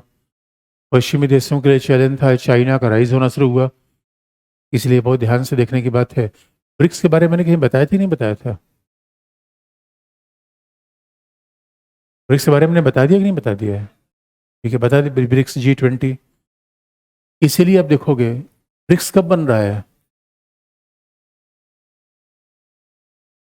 ब्रिक्स कब बन रहा है, 2009 में। कारण है उसका चाइना का राइज। अब अमेरिका के लिए नया चैलेंज आ गया। इसलिए इस फेज में तो चाइना का राइज था ही नहीं। चाइना एक तरीके का कई फायदा उठाने में लगा हुआ था। चाइना अपने आर्थिक विकास में संलग्न था। अमेरिकन को भी लगता था कि चाइना बाजारवाद के रास्ते पर चला जाएगा। लेकिन 2008 की आर्थिक मंदी का होना, राइज ऑफ चाइना होना, और 2016 क्यों, ब्रिटेन का EU से निकल जाना, ब्रेग्जिट। ब्रिटेन के EU से निकलने को हम क्या कहते हैं, एग्जिट का मतलब बाहर हो जाना। और ब्रिटेन का बाहर हो जाना तो उसको शॉर्ट रूप में क्या कहा गया, ब्रेग्जिट, ब्रेग्जिट कहा गया। और ब्रिटेन का देखिए बहुत बड़ी घटना थी, क्योंकि यूरोपियन यूनियन में जब से बना था उसमें लोग शामिल हुए थे, कोई निकला नहीं था। और निकलने वाला कोई सामान्य देश नहीं था, सेकेंड लार्जेस्ट इकोनॉमी थी। आप याद रखिएगा, अब इसलिए विकासशील देशों ने अलग ब्लॉक बना लिया, ब्रिक्स विकासशील देशों का ब्लॉक बन गया। यहाँ पे स्वाभाविक रूप में राइज ऑफ चाइना हुआ, यहाँ पे सारे समीकरण बदलने लगे। इसी कॉन्टेक्स्ट में ट्रेड वार शुरू होना ही था, इस कॉन्टेक्स्ट में ट्रेड वार बिल्कुल शुरू होता। इसलिए आप देखोगे 2022 से तो दुनिया में संकट ही संकट तो है भाई। अगर WTO इसी यही दुनिया है जिसमें संयुक्त राष्ट्र संघ है, संयुक्त राष्ट्र संघ के साथ हमने राजनीतिक घटनाओं को जय दिखाया था भाई। यही पोस्ट कोल्ड वार वर्ल्ड की दुनिया है जिसमें संयुक्त राष्ट्र संघ भी है। यही पोस्ट कोल्ड वार की दुनिया है, क्योंकि संयुक्त राष्ट्र संघ के समय चर्चा करते समय हमने बाइपोलरिटी, मल्टीपोलरिटी, अब पावर पॉलिटिक्स और रियलिज्म का पर्सपेक्टिव में ज्यादा ले रखा था। दुनिया तो वही है। अब आप सोचो, एक ही दुनिया को आपको बार बार लिखना पड़ता है, एंगल है देखने का। तो अब 2022 के बाद आप देख रहे हो संकट ही संकट है। यूक्रेन क्राइसिस से हो क्या रहा है, यूरोप और रसिया का डिवीजन है, G20 में डिवीजन आ रहा है। स्वाभाविक रूप में इससे हो क्या रहा है, एक तरीके के new cold war, US versus China. अब दुनिया में एक नया डिवीजन बनता जा रहा है, रसिया चाइना के पीछे है, तो स्वाभाविक रूप में इंडिया के लिए इसलिए प्रॉब्लम ज़्यादा रही है। जब रसिया और चाइना के बीच में ये मामला आगे बढ़ेगा तो स्वाभाविक रूप में मामला केवल यूक्रेन संकट का नहीं है, मामला किसका है, ट्रेड वॉर का। मामला किसका है, व्यापार घाटे का।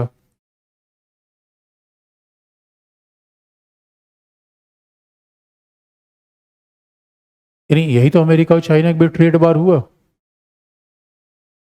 अमेरिका कह रहा है चाइना चोर है, चाइना ने कहा भाई जबान के बाद बोलना, हम समाजवादी हैं, चोरी वोरी वाला काम नहीं करते, हम क्रांतिकारी बागी हैं, बागी, डाकू नहीं है। बागी और डाकू में फर्क होता है। इसीलिए अमेरिका से पूछा कि भाई तुम चाइना को चोर क्यों करोगे, चोर ही तो है। पहले क्या किया, चलो ज्वाइंट वेंचर बनाते हैं, साथ मिलकर काम करते हैं। पहले साथ मिलकर काम करते हैं, उसके बाद सारी टेक्नोलॉजी ले लिया, और सारी टेक्नोलॉजी लेकर फिर उसके बाद कह दिया अब चलो अलग अलग उत्पादन करते हैं। चाइना ने क्या जुगाड़ लगाया। इसलिए स्वाभाविक रूप में ये ट्रेड वार क्यों चल रहा है, सप्लाई चेन को लेकर, क्रिटिकल रिसोर्सेज को लेकर, क्रिटिकल तकनीक को लेकर।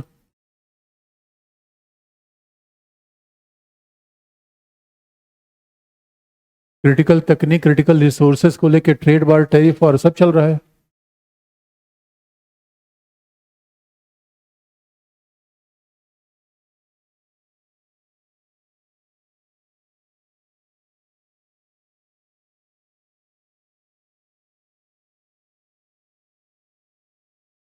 अब क्रिटिकल रिसोर्सेज और क्रिटिकल ट्रेड वार चल रहा है, टैरिफ वार चल रहा है। अब सवाल ये है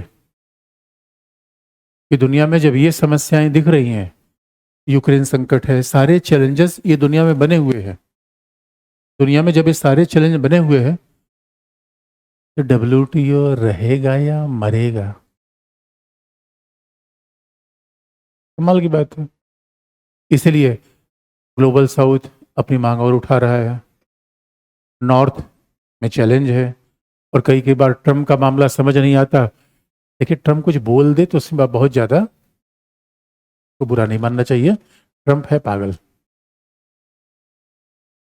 अरे ट्रम्प ने कह दिया था यूरोप को हम कुछ नहीं समझते, अब यूरोप को परमाणु हथियार दे रहा है, तो चिंता मत करना हम तुम्हारे साथ हैं।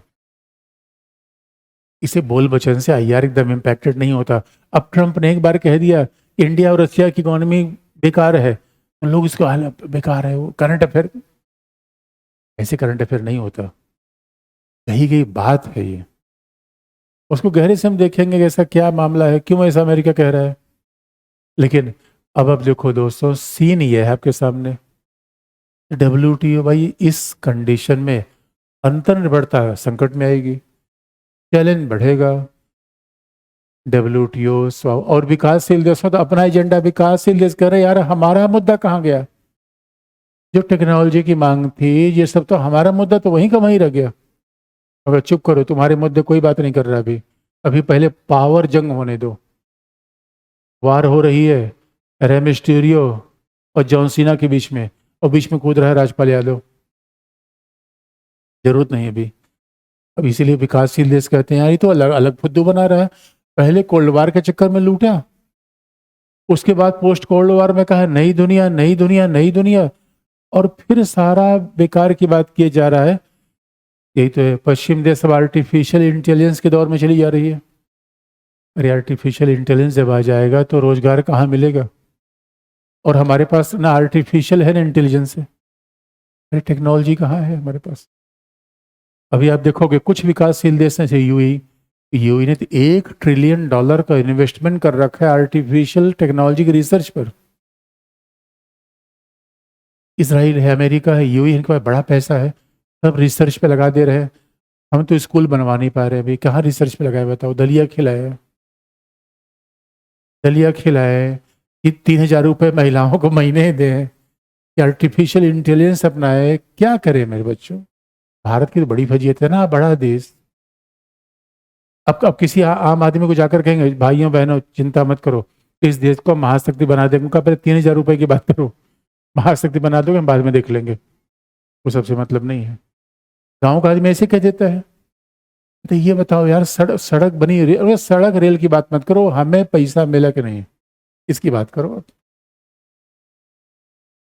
क्या होगा? पहला सम्मेलन हुआ सिंगापुर, दूसरा जिनेवा 1998, और सिंगापुर अब जानते हो क्यों हुआ था। वह सिंगापुर एक नया देश, विकासशील, गुड गवर्नेंस का मॉडल, और कहा भी जाता है कि एक ऐसा देश जिसके पास संसाधन भी नहीं है, आकार छोटा है। अगर कोई ऐसा देश विश्व के विकास में सर्वोच्च स्थिति में आया तो ये एशियाई देश होकर दुनिया का एक बड़ा मॉडल बन गया। इसलिए कहा भी जाता है बड़े सारे लोगों को जब ट्रेनिंग देने की बात आती है, IAS अधिकारी ट्रेनिंग के लिए सिंगापुर जरूर जाते हैं। मतलब और कमाल का देश है सिंगापुर, एक ऐसा देश है जहाँ करप्शन है ही नहीं है। ये भी आगे बढ़ने का बड़ा कारण है। तो सिंगापुर सिंबॉलिकली इंपॉर्टेंट था, वहाँ मीटिंग हुई, लेकिन यहाँ विकासशील और विकसित देशों के बड़े ही विवाद आ गए। विकासशील देश पहले से डरे हुए थे। इसी संदर्भ में जरा आप देखिए, वह विकासशील देशों के लिए न्यू वर्ल्ड ऑर्डर का क्या मतलब है। तभी विकासशील देशों ने कहा कि भाई न्यू वर्ल्ड ऑर्डर जैसी कोई बात हमारे लिए क्या मतलब है। और जो ट्रोजन हॉर्स का अप्रोच था वही लगभग इंडिया का अप्रोच था। जब ये पूछा था कि इंडिया का अप्रोच क्या था WTO के बारे में, इंडिया ही तो विकासशील देशों का लीडर है।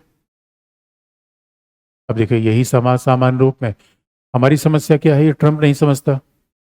ट्रंप यही भारत से कहता है भाई तुम ये बताओ तो हमारे दोस्त हो। भारत ने कहा दोस्त है, तो ट्रंप ने कहा देखो हमारा दोस्त जापान है, ऑस्ट्रेलिया है, इंग्लैंड है, अगर कनाडा है। अगर मैं ये कह दूं कि रात नहीं दिन है तो कह देते रात नहीं दिन है, और तुम ये बात मानते नहीं यार। भारत ने कहा ट्रंप वो पौआ वाले देश हैं। हमारी समस्या के देखो आप, छत्तीसगढ़ झारखंड में चले जाओ तो लगेगा भारत घाना और रवांडा है। दिल्ली बेंगलुरु में चले जाओ तो लगेगा यार ये भारत तो बिल्कुल ये सिंगापुर और हांगकांग जैसा है, ताइवान जैसा है। चंडीगढ़ चले जाओ तो ऐसा लगे भारत अमेरिका जैसा ही है। मेरे दोस्तों इतनी बड़ी आबादी है, इतना बड़ा देश है, और ये सोचते हैं कि हम बिल्कुल इनकी बात मान लें, अपने हितों को तो प्राथमिक हम रखेंगे ही रखेंगे। इसीलिए भारत तो पूरा लीडर था एग्रीकल्चर से लेके हर मामले पर। और संयोग की बात यह है WTO में जब भी कहा गया भाई सब्सिडी नहीं दी जाएगी, पहले सबसे बड़ी सब्सिडी देने वाले देश थे विकसित देश। और WTO सब्सिडी देने को मना नहीं करता, लेकिन इनका प्रपंच आप देखिए, जब इंडिया जैसे देश की सब्सिडी बड़ी कम थी और यूरोपीय देश सब्सिडी देते थे। अगर आप देखोगे जब हमने नई अंतर्राष्ट्रीय आर्थिक व्यवस्था अपनाई, और आप जाके उस बात को देखो जो कल हमने आपको बताया था, वॉशिंगटन सहमति और IMF पैसा देता था तो IMF कहता था आप सब्सिडी नहीं दे सकते। जरा सोच के देखिए, सब्सिडी क्यों नहीं देने दिया गया? क्योंकि हम उधार वापस नहीं कर पाएंगे। जबकि विकसित देशों ने सब्सिडी देकर अपने कृषि उत्पाद को हमेशा कॉम्पिटिटिव बना के रखा। अब वो अलग अलग तरीके से सब्सिडी देते हैं, कहीं पर्यावरण के नाम पर दे देंगे, कहीं विकास के नाम पर दे देंगे, अलग अलग आधार पे। वो कहेंगे भाई देखो, व्यापार बाधित करने के लिए हम सब्सिडी थोड़ी दे रहे हैं। और अगर सिंगापुर मुद्दे में आए हुए मुद्दों को देखिए, ट्रांसपेरेंसी, ये सीधी सी बात है। उदारीकरण, बहुमंडलीकरण ट्रांसपेरेंसी की बात ही करता है। पारदर्शिता, कंपटीशन, पारदर्शिता कैसी? अब अगर WTO आ गया है, तो मान लीजिए चाइना का शिप अगर हमारे पोर्ट पर आ रहा है, तो चाइना के शिप के साथ हम भेदभाव नहीं कर सकते, उसे भी टाइमली हमें जगह देना पड़ेगा। अब ये नहीं मैं पता चल गया कि अमेरिका का शिप आ रहा है, उसमें कोई ऐसा सामान सड़ सकता है तो 1 हफ्ते में रोक दिया, चलो भाई बाद में ऑफलोड होगा। ट्रांसपेरेंसी का मामला आता है। हर चीज डिजिटल होनी चाहिए, क्या निर्णय हमने किया? अब सरकारी खरीद में पारदर्शिता का सीधा मतलब है। अब देखो, भारतीय रेल ने पर्दे के लिए कपड़े खरीदे, तो भारतीय रेल ने खादी भंडार को चूज किया। खादी ग्रामोद्योग, खाद्य ग्रामोद्योग भी राज्य का, रेल भी राज्य की। इसलिए आप देखोगे ज्यादातर हमारे यहाँ जो सरकारी अधिकारी, सरकारी ऑफिसेज हैं, उसमें BSNL MTL के फोन लगते हैं। सरकारी खरीद में पारदर्शिता का मतलब यह है, सरकार कोई भी सामान बाजार से खरीद सकती है, लेकिन वो सामान और प्राइवेट प्लेयर के लिए भी अवेलेबल होना चाहिए। सरकारी खरीद कैसे होनी चाहिए? आप टेंडर जारी करिए। अगर WTO के, यही तो पारदर्शिता है, कंपटीशन। अरे बाजारवाद, उदारवाद, बाजारवाद में सब कुछ होता है, कंपटीशन। इसका मतलब है सरकार कुछ भी खरीदना चाहती है तो पहले टेंडर जारी करे, सबको अलाउ करे, क्या देसी क्या विदेशी। उसके बाद अगर सरकार खरीदने की बात है तो सरकार कम पैसे में खरीदे उसे, टेंडर तो जारी करे, सबको मौका तो दे। और निवेश के उपाय हमने पहले का रखा है। इसलिए अब देखो, जहां जहां समाजवादी व्यवस्थाएं रही हैं, राज्य के द्वारा अपने उद्यमों का संरक्षण किया गया। बड़ी सिंपल फिलॉसफी है। जहां जहां समाजवादी अर्थव्यवस्था है, वहां राज्य ने उद्यम का संरक्षण किया है। और WTO क्या कह रहा है? कंपटीशन। यानी क्या देसी उद्योग, क्या विदेशी उद्योग, सबको एक जैसी सुविधाएं दीजिए आप। विदेशी उद्योग के साथ आप कोई भेदभाव कर ही नहीं सकते। यही तो चैलेंज कल से मैं बताते आ रहा हूं, नाम अलग अलग होता है। तो विकसित देश एक तरफ कंपटीशन की बात कर रहे हैं, सरकारी खरीद में पारदर्शिता, निवेश के उपाय, और दूसरा गैर व्यापारिक मानक लेके आ गए हैं।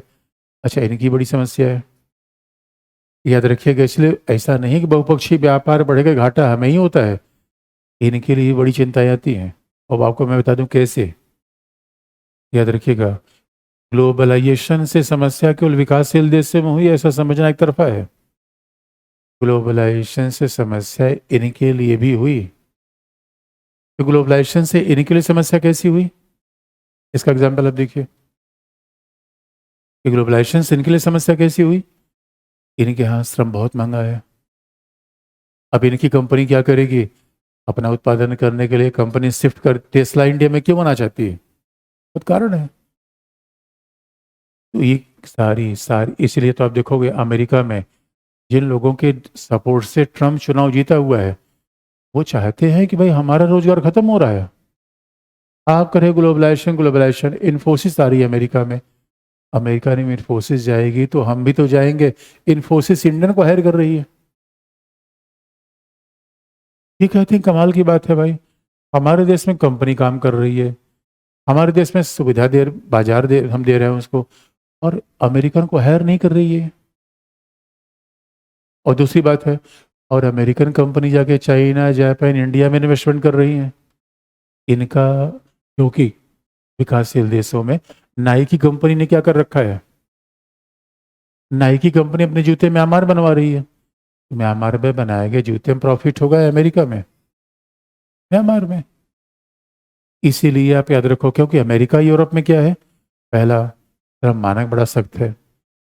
इसलिए जब कहा जाता है कि भूमंडलीकरण के प्रति विकसित और विकासशील देशों की प्रतिक्रिया, तो विकसित देशों के भी नकारात्मक, तभी तो ट्रम्प पागल हुआ पड़ा है। ट्रम्प भाई उनको खुश करना चाहता है, उसको डोमेस्टिक कॉन्स्टिट्यूएंसी है। वो दबाव बना कर रखे हुए हैं कि ना भूमंडलीकरण कर रहे हो। अच्छा, विकासशील देशों में न तो श्रम मानक होता है। अब श्रम मानक अगर लगा देंगे, इसलिए कहा जाता है कि मिनिमम, हमारे यहाँ क्या बना जाता है, लोगों के कल्याण के लिए मिनिमम सिक्योरिटी उनको दे दी, 1,000 रुपये 2,000 रुपये दे दिए, चलेगा। श्रम मानक बना देंगे तो आप अंतर्राष्ट्रीय बाजार से बाहर हो जाएंगे। पहला भाई, टेक्नोलॉजी आपके पास है नहीं, पैसा आपके पास है नहीं, पूरा भरोसा किस पे, सस्ते श्रम पे, वो भी आप आउटडेटेड कर दोगे, नहीं टिक पाओगे। इसलिए वहाँ के लोग भी इसका बड़ा विरोध कर रहे हैं कि ना भाई, ग्लोबलाइजेशन हमारे लिए ठीक नहीं है। कमाल की बात है, हम भी विरोध कर रहे हैं, वो विरोध कर रहे हैं, लेकिन ग्लोबलाइजेशन चल रहा है। ये कैसे हो रहा है? विरोध हमारे यहाँ से भी आ रहा है, विरोध उनके यहाँ से भी आ रहा है, लेकिन ग्लोबलाइजेशन चल रहा है। और ये कितनी संयोग की बात है, एक तरफ ट्रम्प कह रहा है भारत बेकार की इकोनॉमी है, दूसरी तरफ टेस्ला अब भारत में इंटरनेट देगा। दोनों न्यूज एक साथ आ रही है, विरोधाभासी नहीं है। यहाँ पर ये बड़ी बात दिलचस्प रही है। यानी सिएटल में तो जैसे WTO का सम्मेलन शुरू होने वाला था, सारे NGO के लोग, यही एग्जाम्पल है ग्लोबल सिविल सोसाइटी, पूरी दुनिया के एंटी ग्लोबलाइजेशन मूवमेंट, यानी अब इसी के बाद वर्ल्ड बनने लगा कि वर्ल्ड सोशल फोरम, इसी के बाद बनने लगा। और सिएटल में, सिएटल अमेरिका में हुआ, बैठक अमेरिका में थी, सिएटल अमेरिकी शहर है और अमेरिका में लोकतंत्र है, और प्रदर्शन वगैरह साहब, धरना प्रदर्शन, जिंदाबाद मुर्दाबाद करते हुए पहुंच गए। ये सब सिंगापुर में सब ट्रेंड नहीं दिखता, सिंगापुर आधा तानाशाही वाला सिस्टम है, वहाँ चुनाव ना हो जाता, लेकिन विपक्षी विपक्षी दल का मतलब नहीं, एक ही पार्टी है। अब सरकार ही कोई काम कराएगी तो कोई आलोचना कर देगा, ऐसा संभव नहीं है। इन अमेरिका में तो बैठक शुरू होने के पहले फ्लॉप हो गई, क्योंकि वहाँ के श्रमिक संगठनों, पर्यावरणीय समूहों ने क्या कहा, ये सब पूंजीवादियों के लिए चल रहा है। उन्होंने कहा न तो विकासशील न विकसित किसी के फायदे में नहीं है। लेकिन याद रखिएगा, यही पॉलिटिक्स है, असहमतियों में सहमत ढूंढना। इतने हिचकोले खाने के बावजूद WTO बना हुआ है, क्या ये आश्चर्यजनक नहीं है? इतनी असहमतियों के बाद भी WTO अगर बना हुआ है, ये बहुत बड़ी घटना है। अब यही पॉलिटिक्स है, तो पॉलिटिक्स में क्या ढूंढा जाता है, असहमतियों में सहमति। पॉलिटिक्स का मतलब है जहां हम असहमतियों में सहमत ढूंढे, वही पॉलिटिक्स है। तो दोनों तरफ से विरोध है, क्योंकि वो कह रहे हैं हमारे रोजगार छिन जाएंगे, वो कह रहे हैं पर्यावरण का नुकसान हो रहा है। विश्व व्यापार संगठन, व्यापार या विकास?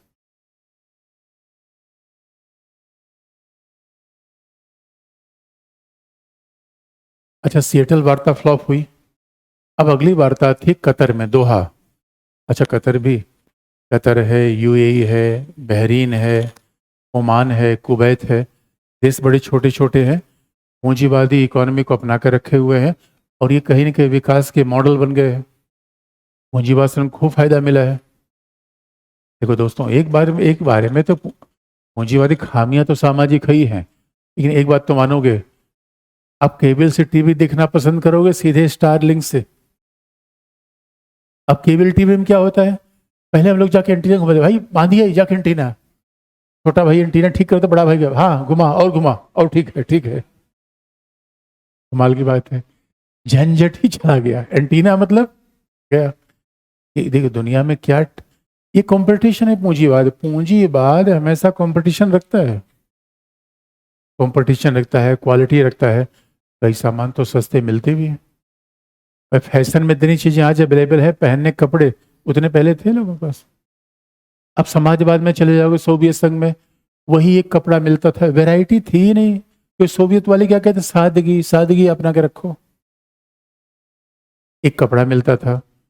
तो समाजवाद के अपने चैलेंजेस है, और पूंजीवाद तो कंपटीशन करता रहता है। अभी साहब, रिलायंस का क्या होगा, जो केबल ठोस ठोस के इंटरनेट दे रहे थे, इनका क्या होगा?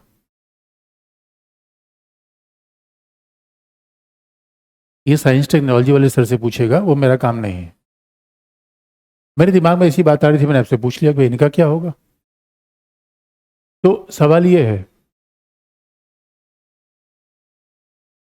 मुद्दा ये है कि यहाँ पे वार्ता फ्लॉप हुई, और दोहा अगली मीटिंग इसलिए थी कि दोहा में तानाशाही देश है, धरना प्रदर्शन नहीं। आपने सुना है बुर्ज खलीफा के पास लोग धरना प्रदर्शन करते हैं?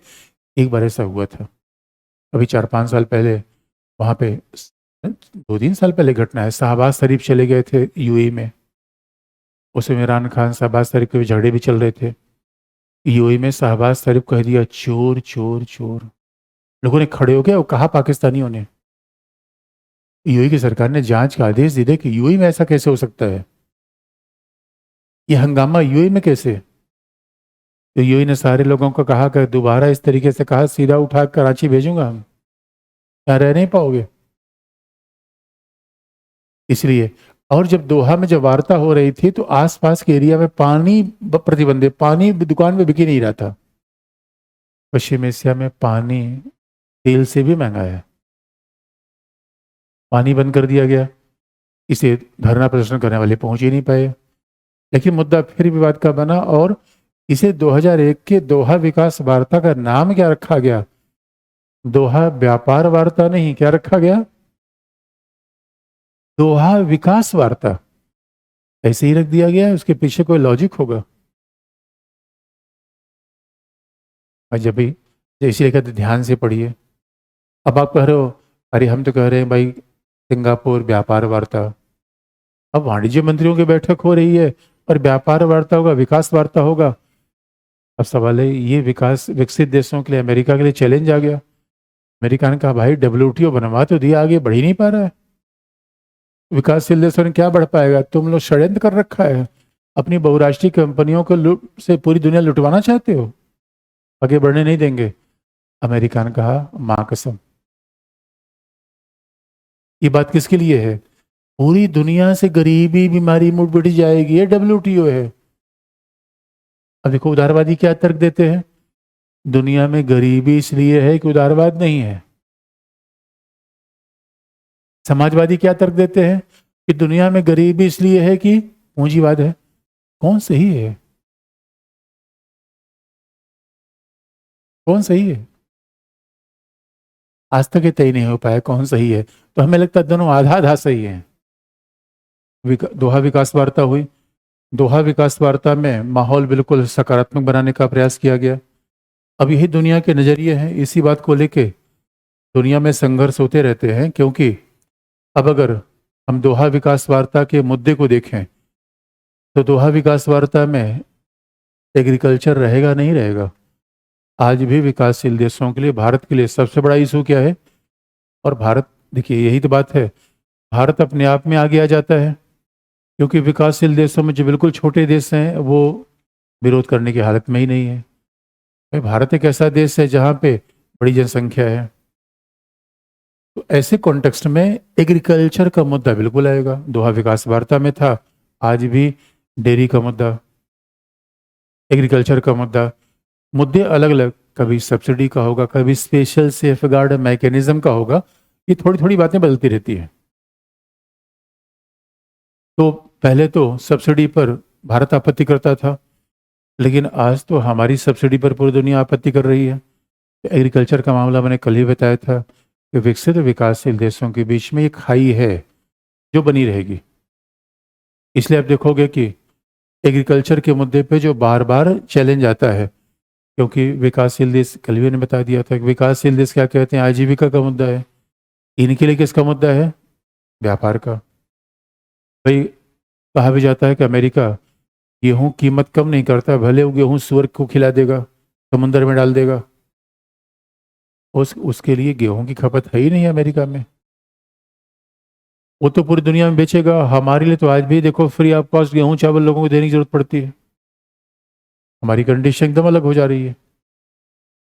इसलिए एग्रीकल्चर का मामला होता है, पहले भी रहेगा। दूसरा, फिर किसका मामला आएगा? सर्विस का मामला, सेवा का मामला हमेशा होगा। और डब्ल्यूटीओ में सेवा के 4 मोड आते हैं। इस सब्सिडी के green box, blue box, amber box, इस सब्सिडी के तरीके हैं। ये blue box, green box, amber box क्या है? ये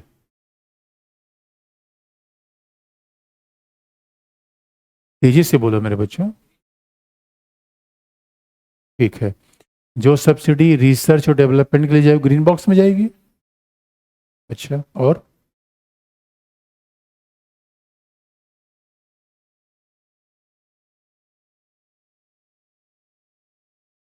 अपनी पूरी कृषि की आय पर, जीडीपी पर, यानी सही बात है कि भाई जितना भी हमें सब्सिडी देना है उसका परसेंटेज तय किया गया है।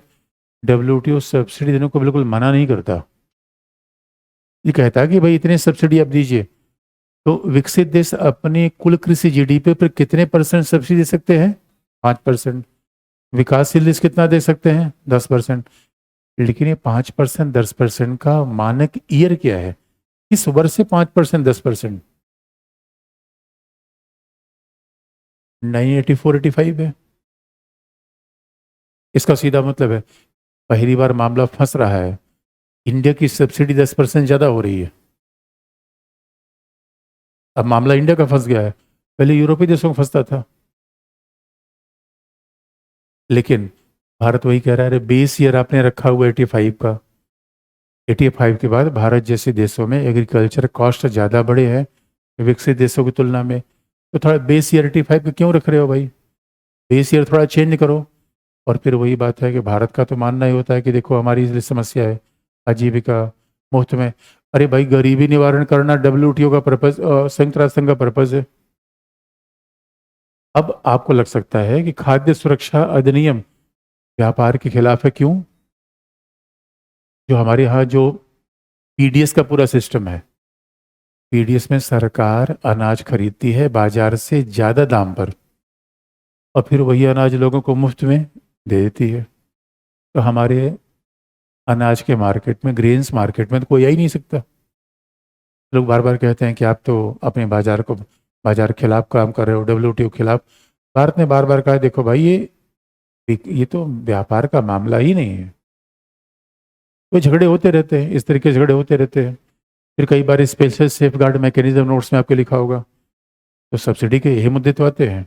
लेकिन जैसे आपने बताया ऐसे सबको याद तो ग्रीन बॉक्स क्या है, ब्लू बॉक्स, और बताओ कौन सा? ग्रीन बॉक्स आपने बताया, एम्बर बॉक्स क्या होता है?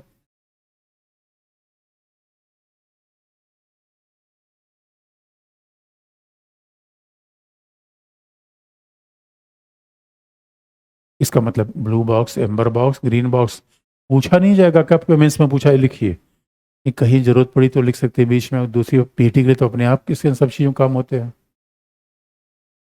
अगर कोई बेसिक इन्फॉर्मेशन उसको अच्छे से पढ़ लेना चाहिए।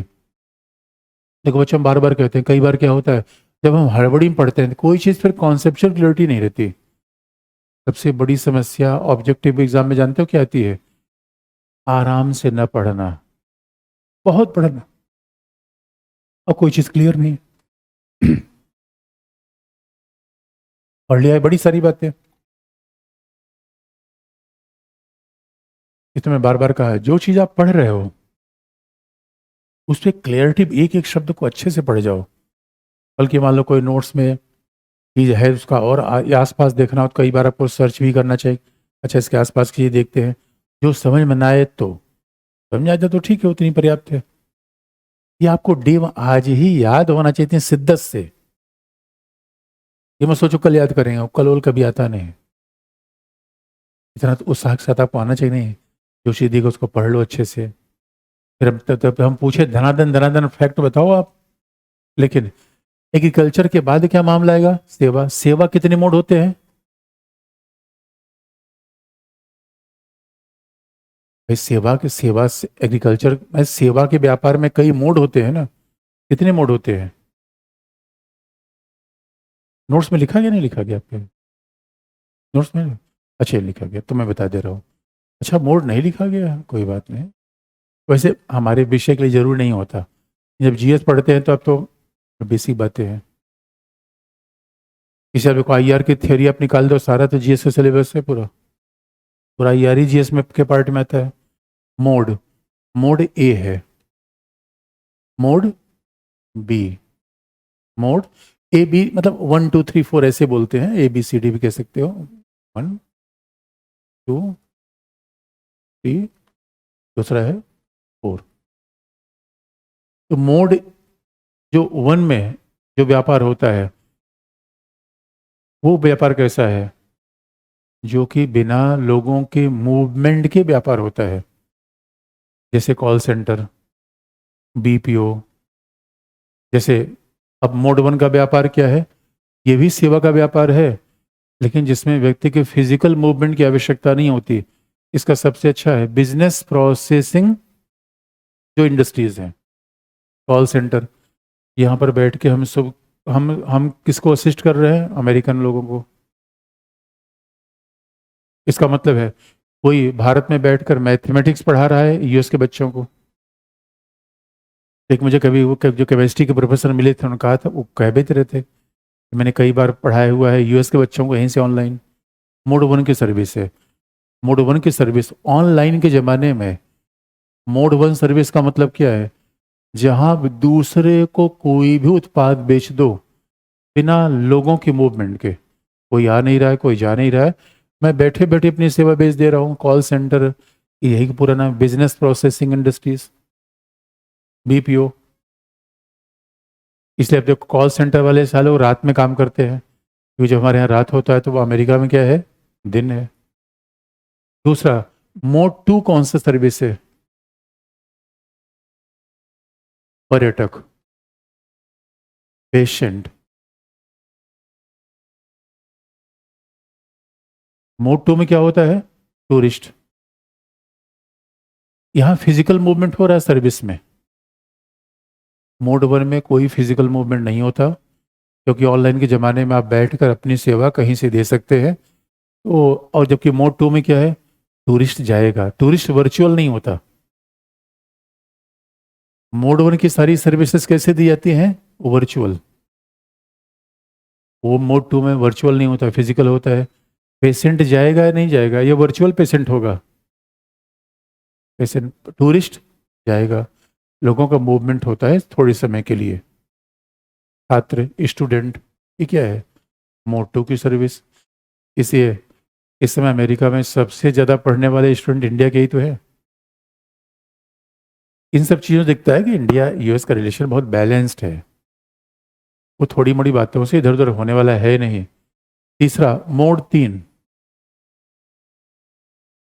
उस देश में सेवा देने के लिए संस्थाओं की स्थापना कर देना। उस देश में सेवा देने के लिए संस्थाओं की स्थापना। जैसे तंजानिया में आईआईटी बन गई, ये मोड थ्री सर्विस है। हमने यूएई में आईआईटी का ब्रांच खोल दिया, ये मोड थ्री की सर्विस है। एसबीआई का ब्रांच हमने मास्को में खोल दिया, मोड थ्री की सर्विस है। यानी अमेरिकन सिटी बैंक इंडिया में खुल गए, मोड थ्री की सर्विस है। मोड थ्री की सर्विस में लोगों का मूवमेंट थोड़े समय के लिए नहीं, बल्कि होता क्या है? इंस्टीट्यूशन के मूवमेंट होते हैं। संस्थाएं वहां जाती हैं, स्थायी तौर पे रहती हैं और सेवाएं पेश कराती हैं। स्थायी तौर पर रहती है, सेवाएं पेश कराती हैं। इसे क्या कहते हैं? Mode three. और मोड फोर में बात स्पष्ट है। भाई हमारी यूनिवर्सिटी कल के लिए अमेरिकन यूनिवर्सिटी इंडिया में आ जाए तो कौन सा मामला होगा? Mode three. आप विदेश चले जाए घूमने, सिंगापुर, कौन सा मामला होगा? Mode two. यहां पर बैठे बैठे, इंडिया में बैठे बैठे ऑनलाइन समोसा बेच दीजिए, कौन सा मामला होगा? Mode one. यहां पर बैठे बैठे किसी को हिंदी पढ़ा दीजिए, बाकी यहां बैठे बैठे। एक बार तो एक बार तो मेरे पास फोन आया कि कोई यूएस से कि भाई हम आपसे पॉलिटिकल साइंस पढ़ना चाहते हैं। मुझे लगा ये तो बड़ा हुआ ठग होगा, ये मैंने फोन ही काट दिया। मैं कहा ना भाई, कुछ मामला गड़बड़। यूएस से पोल साइंस कोई हमसे पढ़ना चाहेगा? लेकिन अगर ऐसा हो तो हम यहाँ से, क्यों कई बार लोग सिटीजनशिप लेने के चक्कर में वहाँ कॉन्स्टिट्यूशन अगर पढ़ते हैं, सिटीजनशिप का एग्जाम होता है वहाँ पे, तो सिटीजनशिप के बारे में जानना चाहिए कि कौन राष्ट्रपति है, अध्यक्षीय शासन क्या है। तो अब समझ लो पॉलिटिकल साइंस कितना इंपॉर्टेंट है, कहाँ कहाँ काम देता है। कबीर को पढ़ के कहाँ सिटीजनशिप ले लोगे? मैं मजाक की बात नहीं करता। इतना काम का विषय जरा देखो तो मेरे बच्चों, बिना पॉलिटिक्स दुनिया चलती है। और मोड फोर का क्या है? प्राकृतिक व्यक्तियों का मुक्त आदान। मोड फोर क्या है?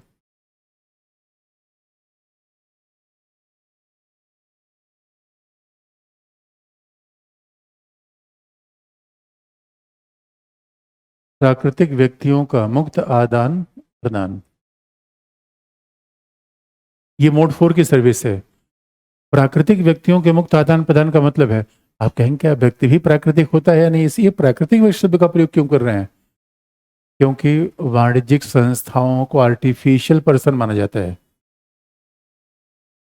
आदान प्रदान रिलायंस का भी हो सकता है। इन्फोसिस कौन सा पर्सन है? लीगल पर्सन दो होते हैं, एक लीगल रिलायंस, इन्फोसिस, टाटा, और एक आप क्या हैं? प्राकृतिक। प्राकृतिक व्यक्तियों का आदान प्रदान।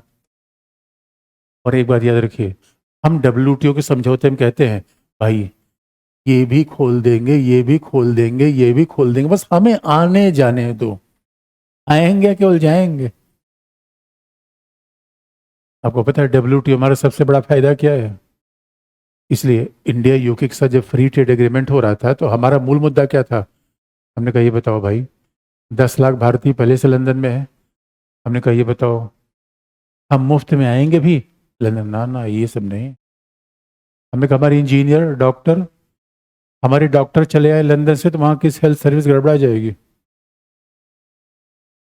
देखो हमारे पास कुछ बेचने को नहीं है, अपना ही खुद ही हम बेच रहे हैं। नर्स क्या है? सेवा दे रही है। डॉक्टर क्या है? सेवा दे। प्रोफेसर क्या है? सेवा दे रहा है। खुद को बेच सकते हैं। इसीलिए हम बार बार कह रहे हैं भाई बस यही खोल दो केवल, और यही बंद कर रहे हो।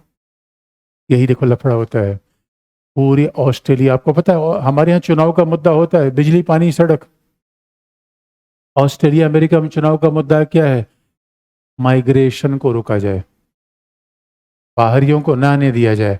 और बाहरी मतलब इंडियन से ज्यादा बाहरी कोई है ही नहीं है, जनसंख्या तो हमारे पास है, और बाकी लोग कहाँ जाएंगे? जापान में तो लोग है ही नहीं है, दक्षिण कोरिया मर रहा है, वहां लोग नहीं बढ़ रहे हैं। अब हमसे कोई सलाह दे तो मैं उपाय बता दूं कैसे बढ़ाओ वहां लोगों को। अब बताओ इन चारों में विकासशील देश पे, विकासशील देशों कहाँ समस्या होगी, विकसित देशों कहाँ समस्या होगी? विकसित देशों किससे फायदा होगा? सोच क्या ना,